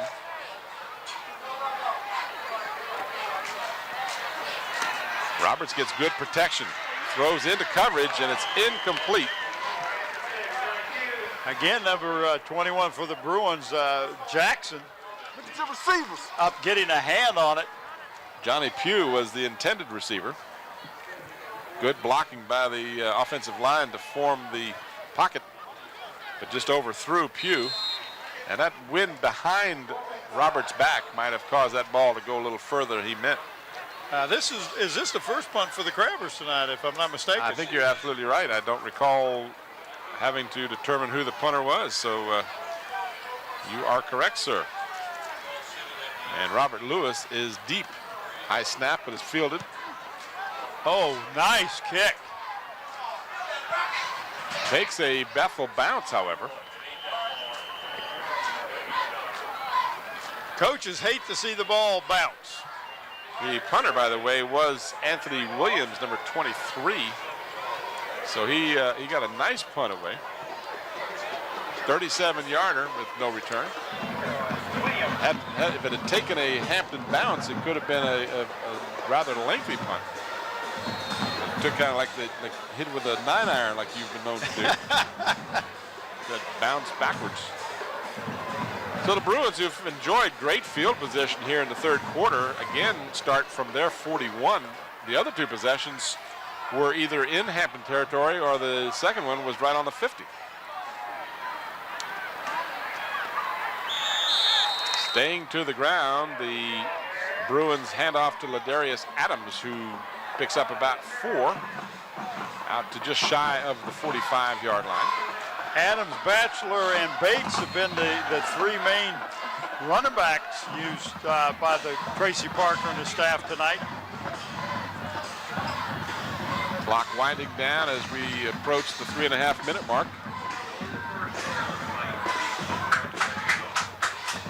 Been advised that so far in the second half, neither team has registered a first down, according to Mike Hauser. Had a couple of first downs that got called back. This will be a there's first down. first down. Chris Ellis. Was that Ellis? Looked like 49. Isn't that Ellis? Yes, it is. Christopher Ellis. Great job. Why? I thought his number was different for some reason. I don't get them right very often. Well, you were definitely right on the money. You had to use your eagle eye tonight. Not yet. Get a chance to gonna get a mug shot at Chris Ellis here in a minute, I think. Campbell keeps and picks up a yard or so. So that one didn't work. Hasn't worked very well all night, but you never know. You know, you keep trying something like that, and once in a while you get a little misdirection, and you can break one loose. Sean Campbell, a junior, a 6'1", 175-pounder, is quarterback tonight for the Bruins. Gain of a yard, 2nd and 9.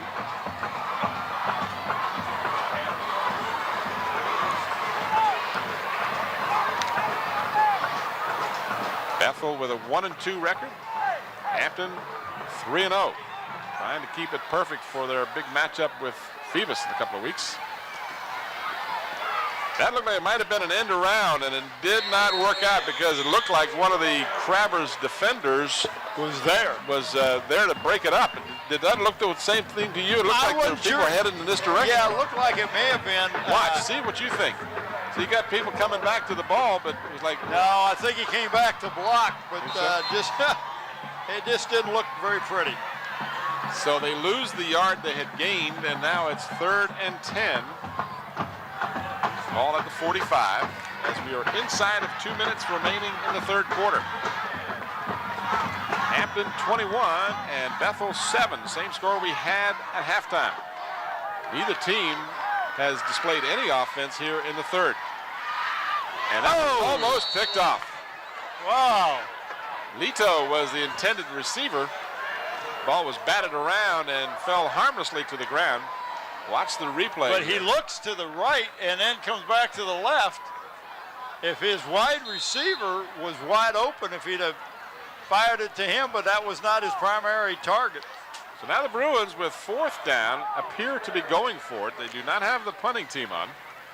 4th and 10 at the Hampton 45. Well, this is saying I've got a lot of confidence in my defense if we don't make this. Trips to the left. One setback. Campbell straight back, pocket pass, and he is decked as he gets ready to throw the ball. Is it a fumble? No, they say incomplete pass, and the ball will go over on downs as LaShawn Campbell was rushed and sacked just as he released the ball. Hey, best pass defense is a pass rush. The ball just popped up in the air. It was very fortunate for the Bruins that it didn't get intercepted and returned. So for the second occasion now, at least the second occasion, I'm trying to remember if it was more frequent than that, the Crabbers defense has done the job on 4th down. And so now, just one first down rather, by either team in the second half. And maybe that's why Tracy didn't punt. Yeah. His defense has been doing a good job.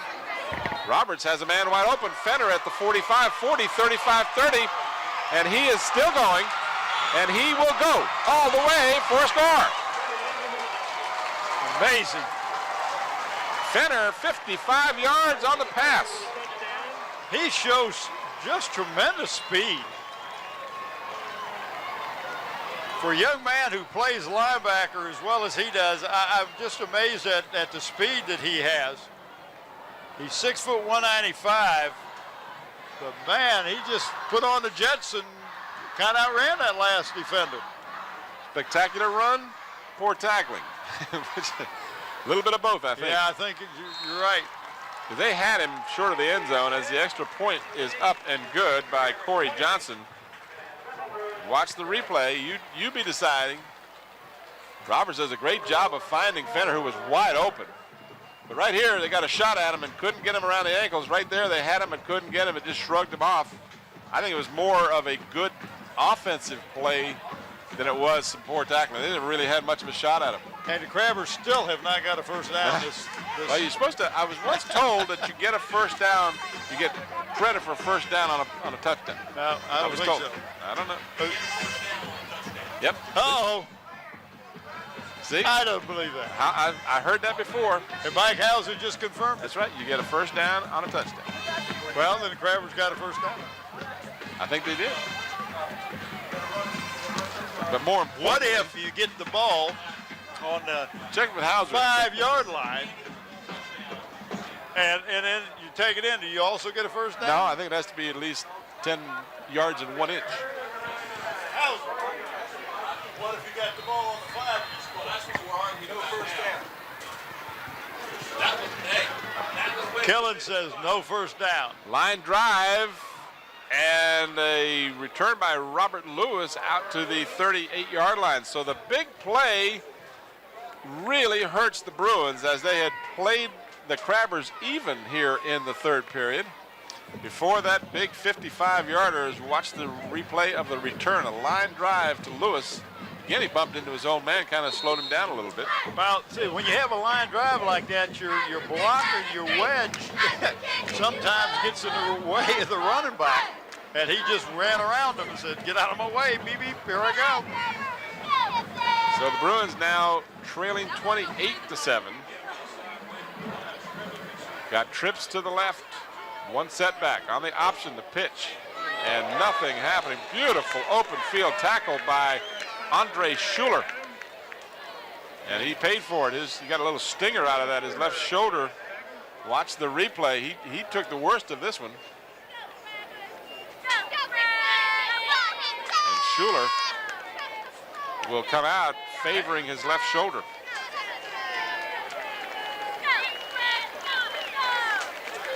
Ball carrier was Darden, and Schuler tripped him up. Okay. Second down and 13 after the loss.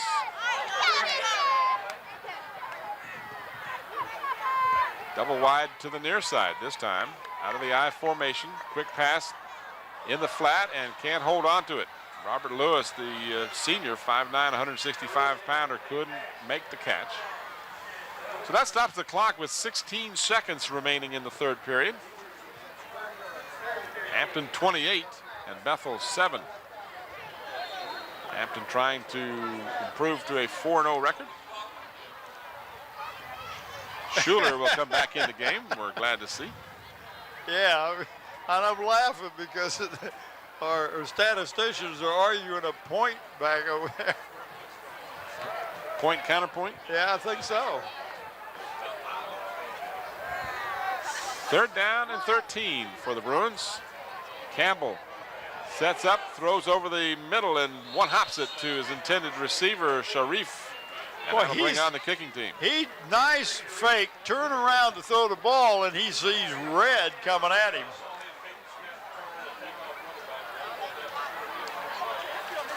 So that'll bring on Pickerel. I'm going to assume that Hambrick either is injured or lost the position of punting. He did a pretty good job of punting in that Denby game. He had a lot of practice, too. I think he punted about 10 times. We got Brown and Holloway both deep for the Crabbers.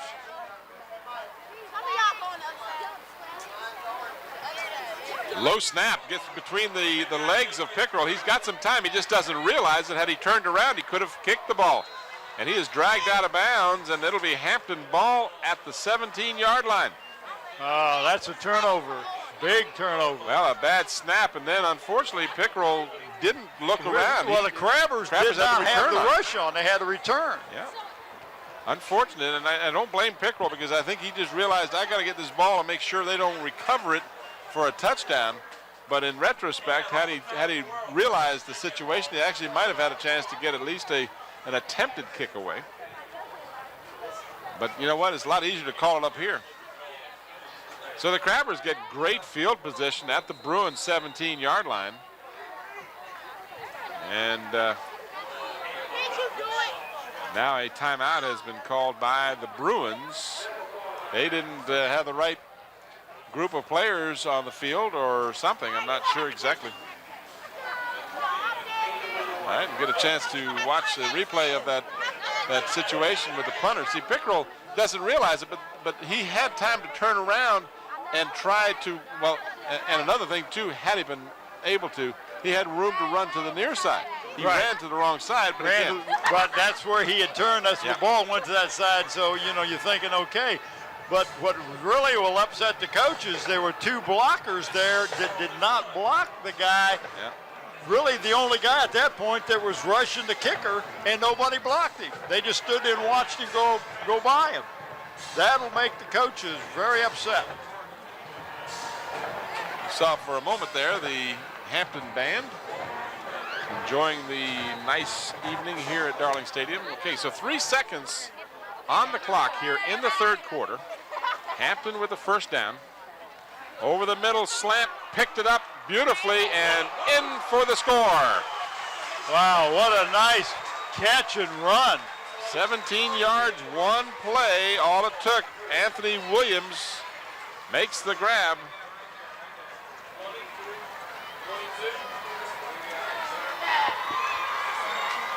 So as time runs out here in the third quarter, the Crabbers put another score on the board after the turnover, if you will. The bad snap and the giving the ball up on downs. Johnson's got quite a leg. Boy, he does. He kicked that thing right into somewhere in width. Here's the replay. Roberts right on target. Young man has got some real nice accuracy, and he gets rid of the ball quickly. All right, we're going to go down to the sideline. We've got a little special presentation for you right here. You're watching the Hampton Crabbers on WHCS TV 46.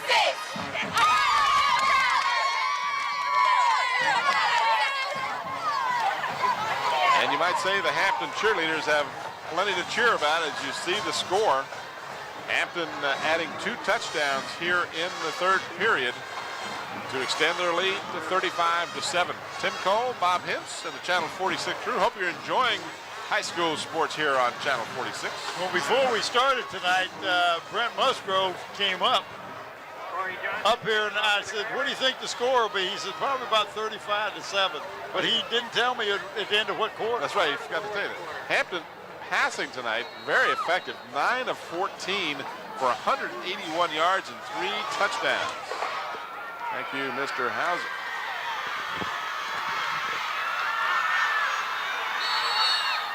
Bruins on the return, Robert Lewis.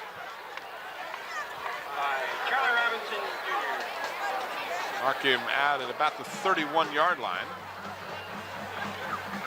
So just 8 seconds into the fourth quarter, the Bruins now, who had kept the game close, they had one time trailed just 14-7, but a late touchdown with a minute remaining in the half made it 21-7, and now the Crabbers have added 2 more.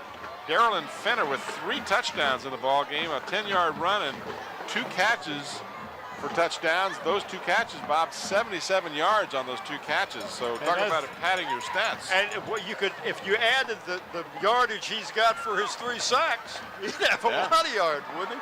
Yeah. So now the Bruins staying on the ground. Give to Chaz Batchelor, who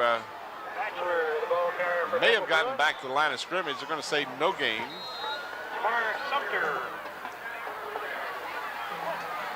And the Bruins' night has gotten a little bit longer here as they trail 35-7. These same Bruins will be here next Friday night as they and the Phoebus Phantoms will tangle. 7:30 game time.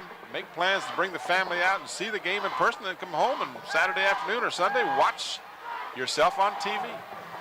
Come on out and support your favorite high school team.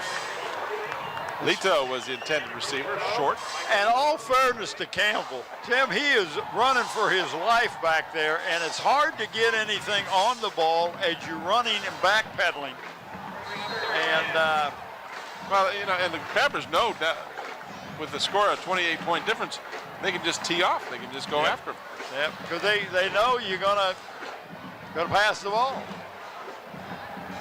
A couple of Bethel fans not looking too particularly happy.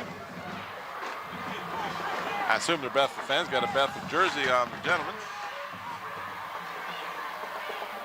3rd and 10. And still going for about 8 yards. Not enough for the first down, but that was a nice run by Ladarius Adams, just a sophomore. Well, you got Adams, a sophomore, and Bachelor, a junior. Both will be back next year. Campbell will be back next year. He's a junior. Now, you had mentioned how young this team is, and that's got to bode well for Tracy Parker next year, but makes you get a little grayer a little quicker this year. Well, but it also, your young men are going to get experience if they can learn something each game and pick up some of the things they're doing, to listen to the coaches and make those adjustments. They're going to be a team in the future. 4th down and a yard, and they get a Crabber to bounce into the neutral zone. So the Crabbers commit the cardinal sin, if it's called that way, and that'll give the Bruins a 1st down. Sure will. Zooms is giving an award to the senior player on each one of the football teams this year who has demonstrated academic excellence. These players will be awarded plaques at the school board meeting. Encroachment on the defense, 5 yards, results in a 1st down. After the season, we'd like to thank David Allen and Zooms for the continuing support of WHCS and our student athletes. 40 yards total offense in the second half for the Bruins. And quite frankly, you take away that long pass play by the Crabbers where they had, three long pass plays. Yeah. They hadn't done much, but they've done what they needed to do.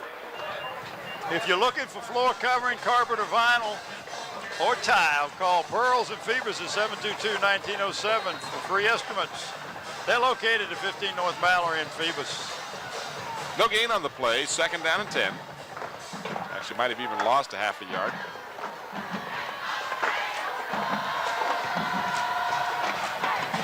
Clock moving with 9:35 left in the ball game. Now Campbell will shift into the shotgun. I haven't seen him do that much tonight. Give him a little more time to look over the middle, and he does. Completes the pass to Michael Lito. Man, I tell you, there's a Crabber, Derek Fairley have a beat on it, but just a fraction of a second late. Italian Brothers is one of our corporate sponsors, second half, heating and cooling. Give them a call at 825-1416 or 850-5564. Mark and Kenny. What I started to say is as you watch the replay, Campbell bought some time in the shotgun. You might see them do a little bit more of that. Well, I think that might be to his advantage. He will be facing that defense and see where it's coming from and not turn around and then have to make a decision when they're in your face. The rush by Fenner, he does get it away, but again, the defense just teeing off on the Bruins receivers. Campbell yelling something to the side judge. I'm not sure what. Watch the replay, but he's going to throw this out there, just a little swing pass, but there's 3 Crabbers there to just swarm to the ball carrier. We got I think we're going to punt. 4th down and 7. As we hit the 8-minute mark in the ball game. Pickerel, who had a low snap last time that resulted in a Hampton taking the ball over and scoring. He'll get this one away, but it's a very poor kick off the side of his foot. And they'll line it up, and it'll only go maybe 10, 12 yards. So Pickerel having some difficulty. The previous play, not his fault, bad snap. This time he just shanked it. Just shanked it. I've done that before too with my 9-iron. Park Lawnwood Funeral Home, also a corporate sponsor of the second half. Nancy Staten is the manager. They are located at North Armstead Avenue and Hampton Center Parkway. 10-yard punt.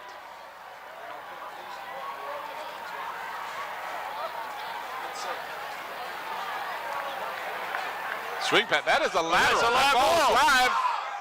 And the Bruins just weren't away. You listen for the whistle. You got to go to the ball. That ball was clearly a lateral, and the Bruins had a great opportunity, and they just kind of didn't move to the ball. Watch the replay here. You're going to see this ball is thrown behind the line of scrimmage, and look, I'm not sure, and I wouldn't want to even recognize the young man's name and number, but he just kind of dogged it there, and if he had been alerted, it was his ball. He's thinking, okay, incomplete pass, but no whistle. Well, even a high school junior or senior knows a lateral is a live ball, so you just got to think that way until the whistle blows. I'm getting more upset than Tracy Parker. Got the long pass knocked away. Good coverage downfield as the intended receiver. That's Fred Hill was defending Tim, and I think he may have hurt himself. Yeah, Todd Nolan was the intended receiver, but Fred Hill is shaken up. Fell awkwardly after the play. Tracy Parker will go over and see how his player is doing. Might have landed awkwardly and just had the wind knocked out of him. Hopefully that's all it is. See them pulling the jersey out and trying to get him a little air.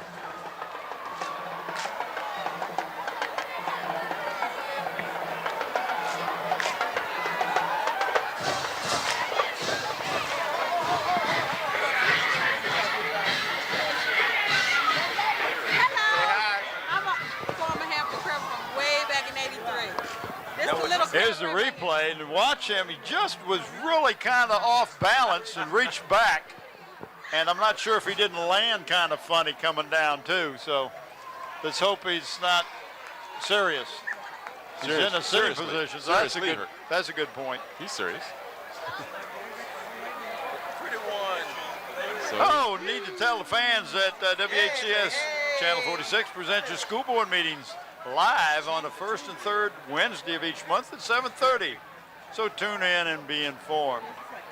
Well, that's good news as Fred Hill now gets up and undoubtedly had the wind knocked out. And you know, when two players land on the floor, on the ground like that, you have legs and arms going flailing all over the place, so you can catch a foot in the stomach or you know, just land awkwardly. But glad to see he's going to be all right apparently. Against the Bruins. So it is 3rd and a ton, 3rd and 25 for the Crabbers. Roberts wants to throw. He's got Fenner wide open at the 45 to the 40. That'll be a Hampton first down. Well, somebody's now picking Fenner up coming out of that backfield because he has been wide open, but the coaching staff for the Crabbers are saying, okay, we'll use that until you somebody picks him up. 34 yards worth. Fenner must have 150 yards catching tonight.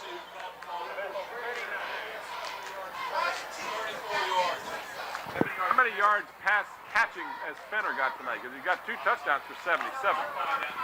And you came loud and clear. Yeah, I had my hand over the mic and everything. Well, Fenner had 34 on that one, and he had 77 on the 2 touchdowns, so that's over 100 yards right there. Get our crack statistics staff working on that for us. Roberts one-hops one to the intended receiver. Well, they got their abacus out? I hope that's what that is. That's probably another hot dog or something. Those two guys, neither one of them had a hot dog they didn't like.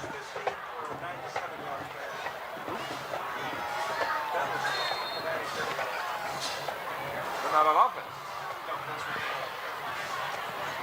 Bethel has 97 yards passing. Bethel.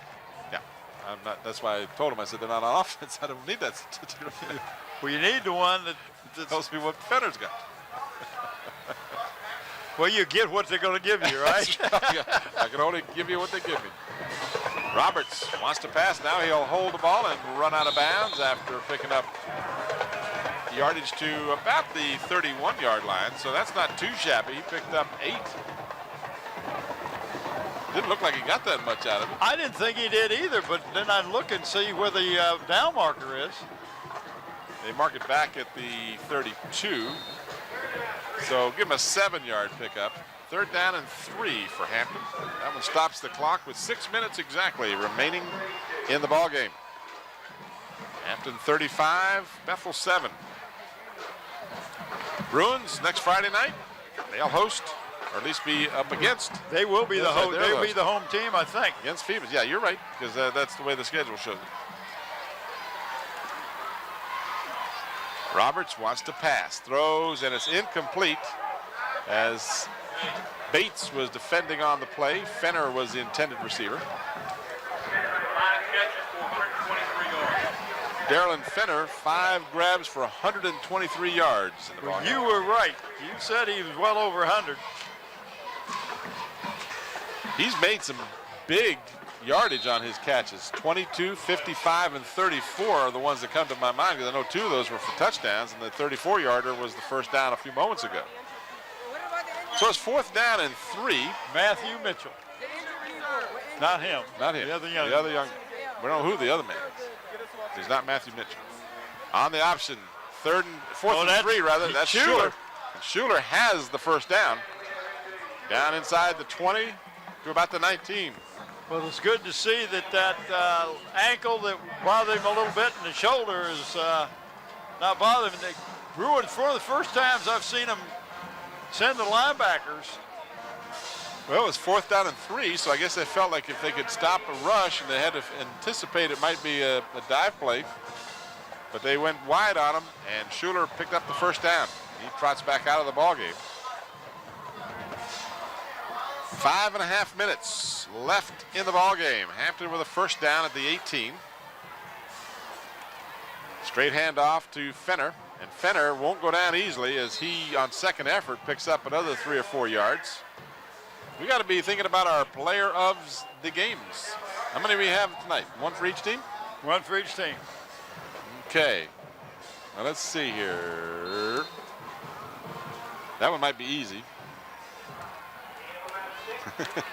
Get that guy. Get that little bugger.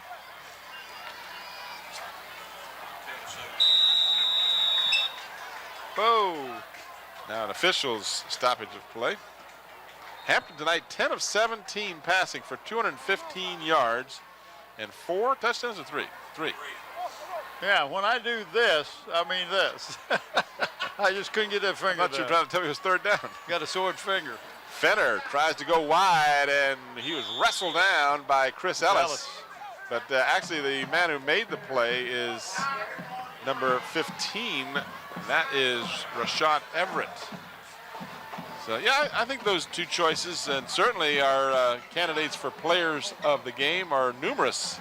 Oh, I tell you, Scott, Everett, Campbell, Nostine, Hill, Batchelor, Lewis, Leto for the Bruins. Leto, just a few, mentioned a few, and a few from the Crabbers, Schuler, Fenner, Roberts, Pugh, Fairley, Brown. I tell you, gonna be tough. Yeah, we'll zero in on a couple using our totally unscientific process as the Bruins jump in the neutral zone, and that might cost them 5. That'll be And first the down. first down.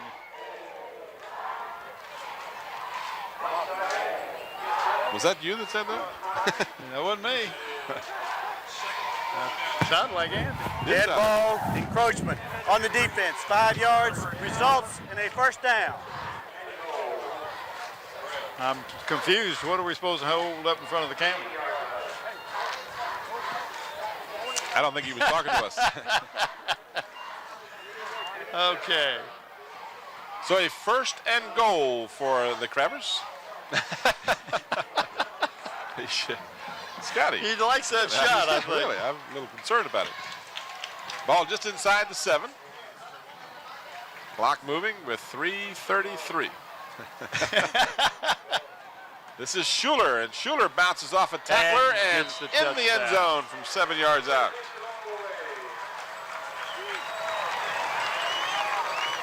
So Andre Schuler gets his 2nd touchdown of the night. This one a 7-yarder. So it's 41-7. Schuler bounces off a tackler. These defenders out there for the Bruins are a tired bunch. And quite frankly, disheartened at this point. Johnson's extra point try is up, and it is good. So the Crabbers now make it 42-7 with just 3:20 left in the ballgame. So Hampton will improve to 4-0, undefeated, and these Bruins will fall to 1-3. Hampton with a matchup 2 weeks from tonight here at Darling Stadium against the Phoebus Phantoms. That will be a sellout, I'm sure, and if it's not, it'll be because of the weather or something, because I can't imagine it not selling out. But next Friday night, the Phantoms will take on these Bruins. And, you know, that's the thing about sports. You got to put this one behind you and get ready for the next one. That's right. And there's no off week. No bye week.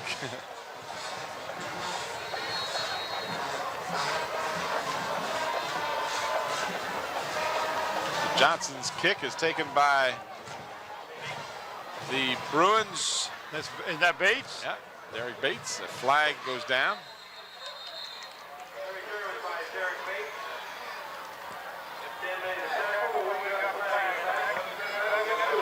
Flag down on the return, and that's usually in the area where you've got a block in the back. Watch and see if we can pick it up. Well, we were zeroed in nicely on Mr. Bates there. So.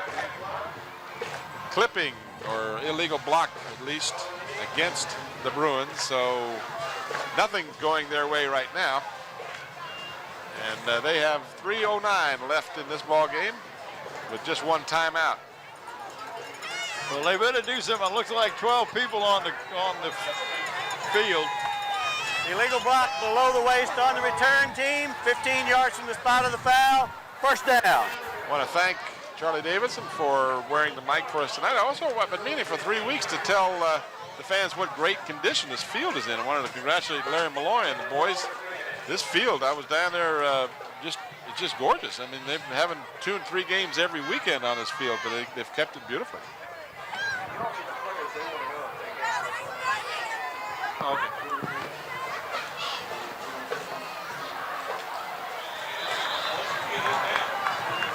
Adams with the carry that time. Well, we're going to announce our players of the game so we can get their pictures. Well, I'll do the Crabbers, and we're going to go with Darlin Fenner, number 44. Fenner, I tell you what, offense and defense, he did it all tonight. And we're going to, and it was not an easy choice on either side. Both squads had great performances by a lot of players, but we're also going to go with Chaz Batchelor, number 33. Of the Bethel Bruins as our Bruin player of the game. Congratulations to these 2 young men. And again, a lot of good performances by a lot of other players. It's very difficult to just pick 2 individuals. But, and the quarterback now is Jarice Woodley, a junior who has come in for the Bruins. Get a chance, maybe we'll show you Chaz's picture. Yeah, I think we're working on that. That's that noise I hear. Yeah.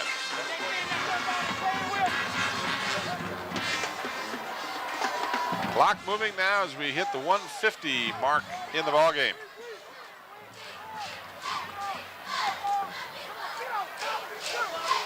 And trying to go wide with very little success. That is Ladarius Adams. Defense swarming to the ball. He brings up a 4th down, and there he was, very quick, but he was there. Ever so briefly. Well, don't blink. Chaz. There he is. There's a good look at Mr. Batchelor, a junior. At 33, you just double that number. Yeah, just double. Not 6. I mean, split it, something. Double the 3. Clock moving as we are down to 1:05 now as Pickerel will be on to try the kick. He has contact made with him. That might be running into the kicker. Might have been blocked into him, but tough call to make, but some contact was made. Yeah. 2 penalty flags now, 1 up close to the line of scrimmage. We're going to see the young man. They're going to kick again. Illegal procedure and roughing the kicker. Williams looked to be illegal procedure on the offense. 6 men on the line, running into the kicker on the defense. Penalties offset. Repeat 4th down. So they'll do it again. And the inevitable is delayed a little bit longer.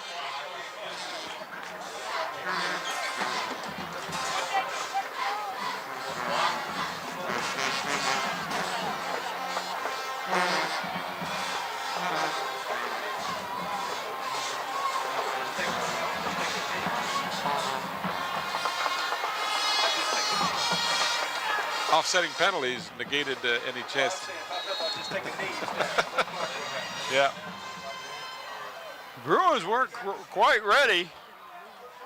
Now they're a disheartened bunch right now, I'm afraid. Well, they thought they were going to get it on offense.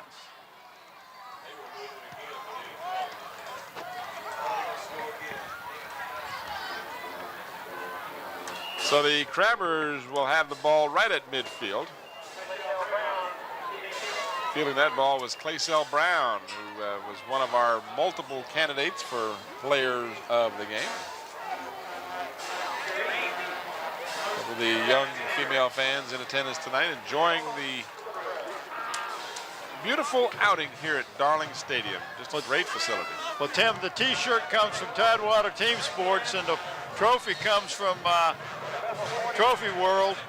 The trophy, these young men can take that trophy, go up to Trophy World, and they will put their name on it because they're already pre-done.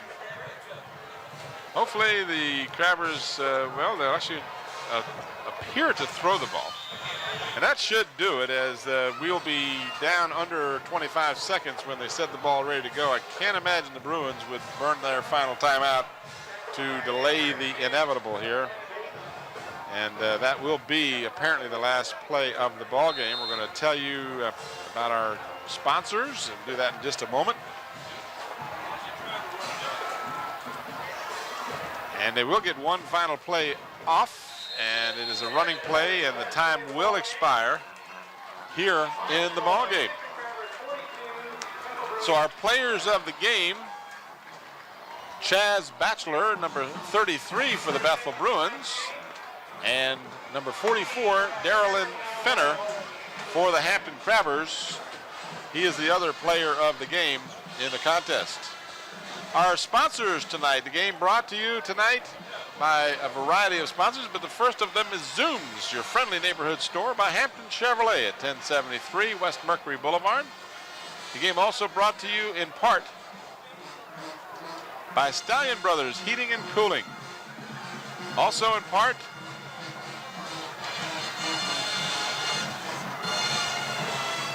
by Parklawn Wood Funeral Home. And also in part, not in part, but also in full. In full by Pearls Incorporated. I'm sorry, I thought they were a partial sponsor. No, they're doing 3 games for us this year. Well, we're glad to have them aboard.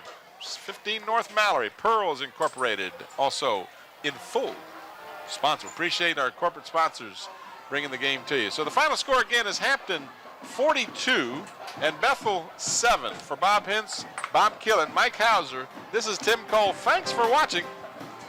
Good night, everybody.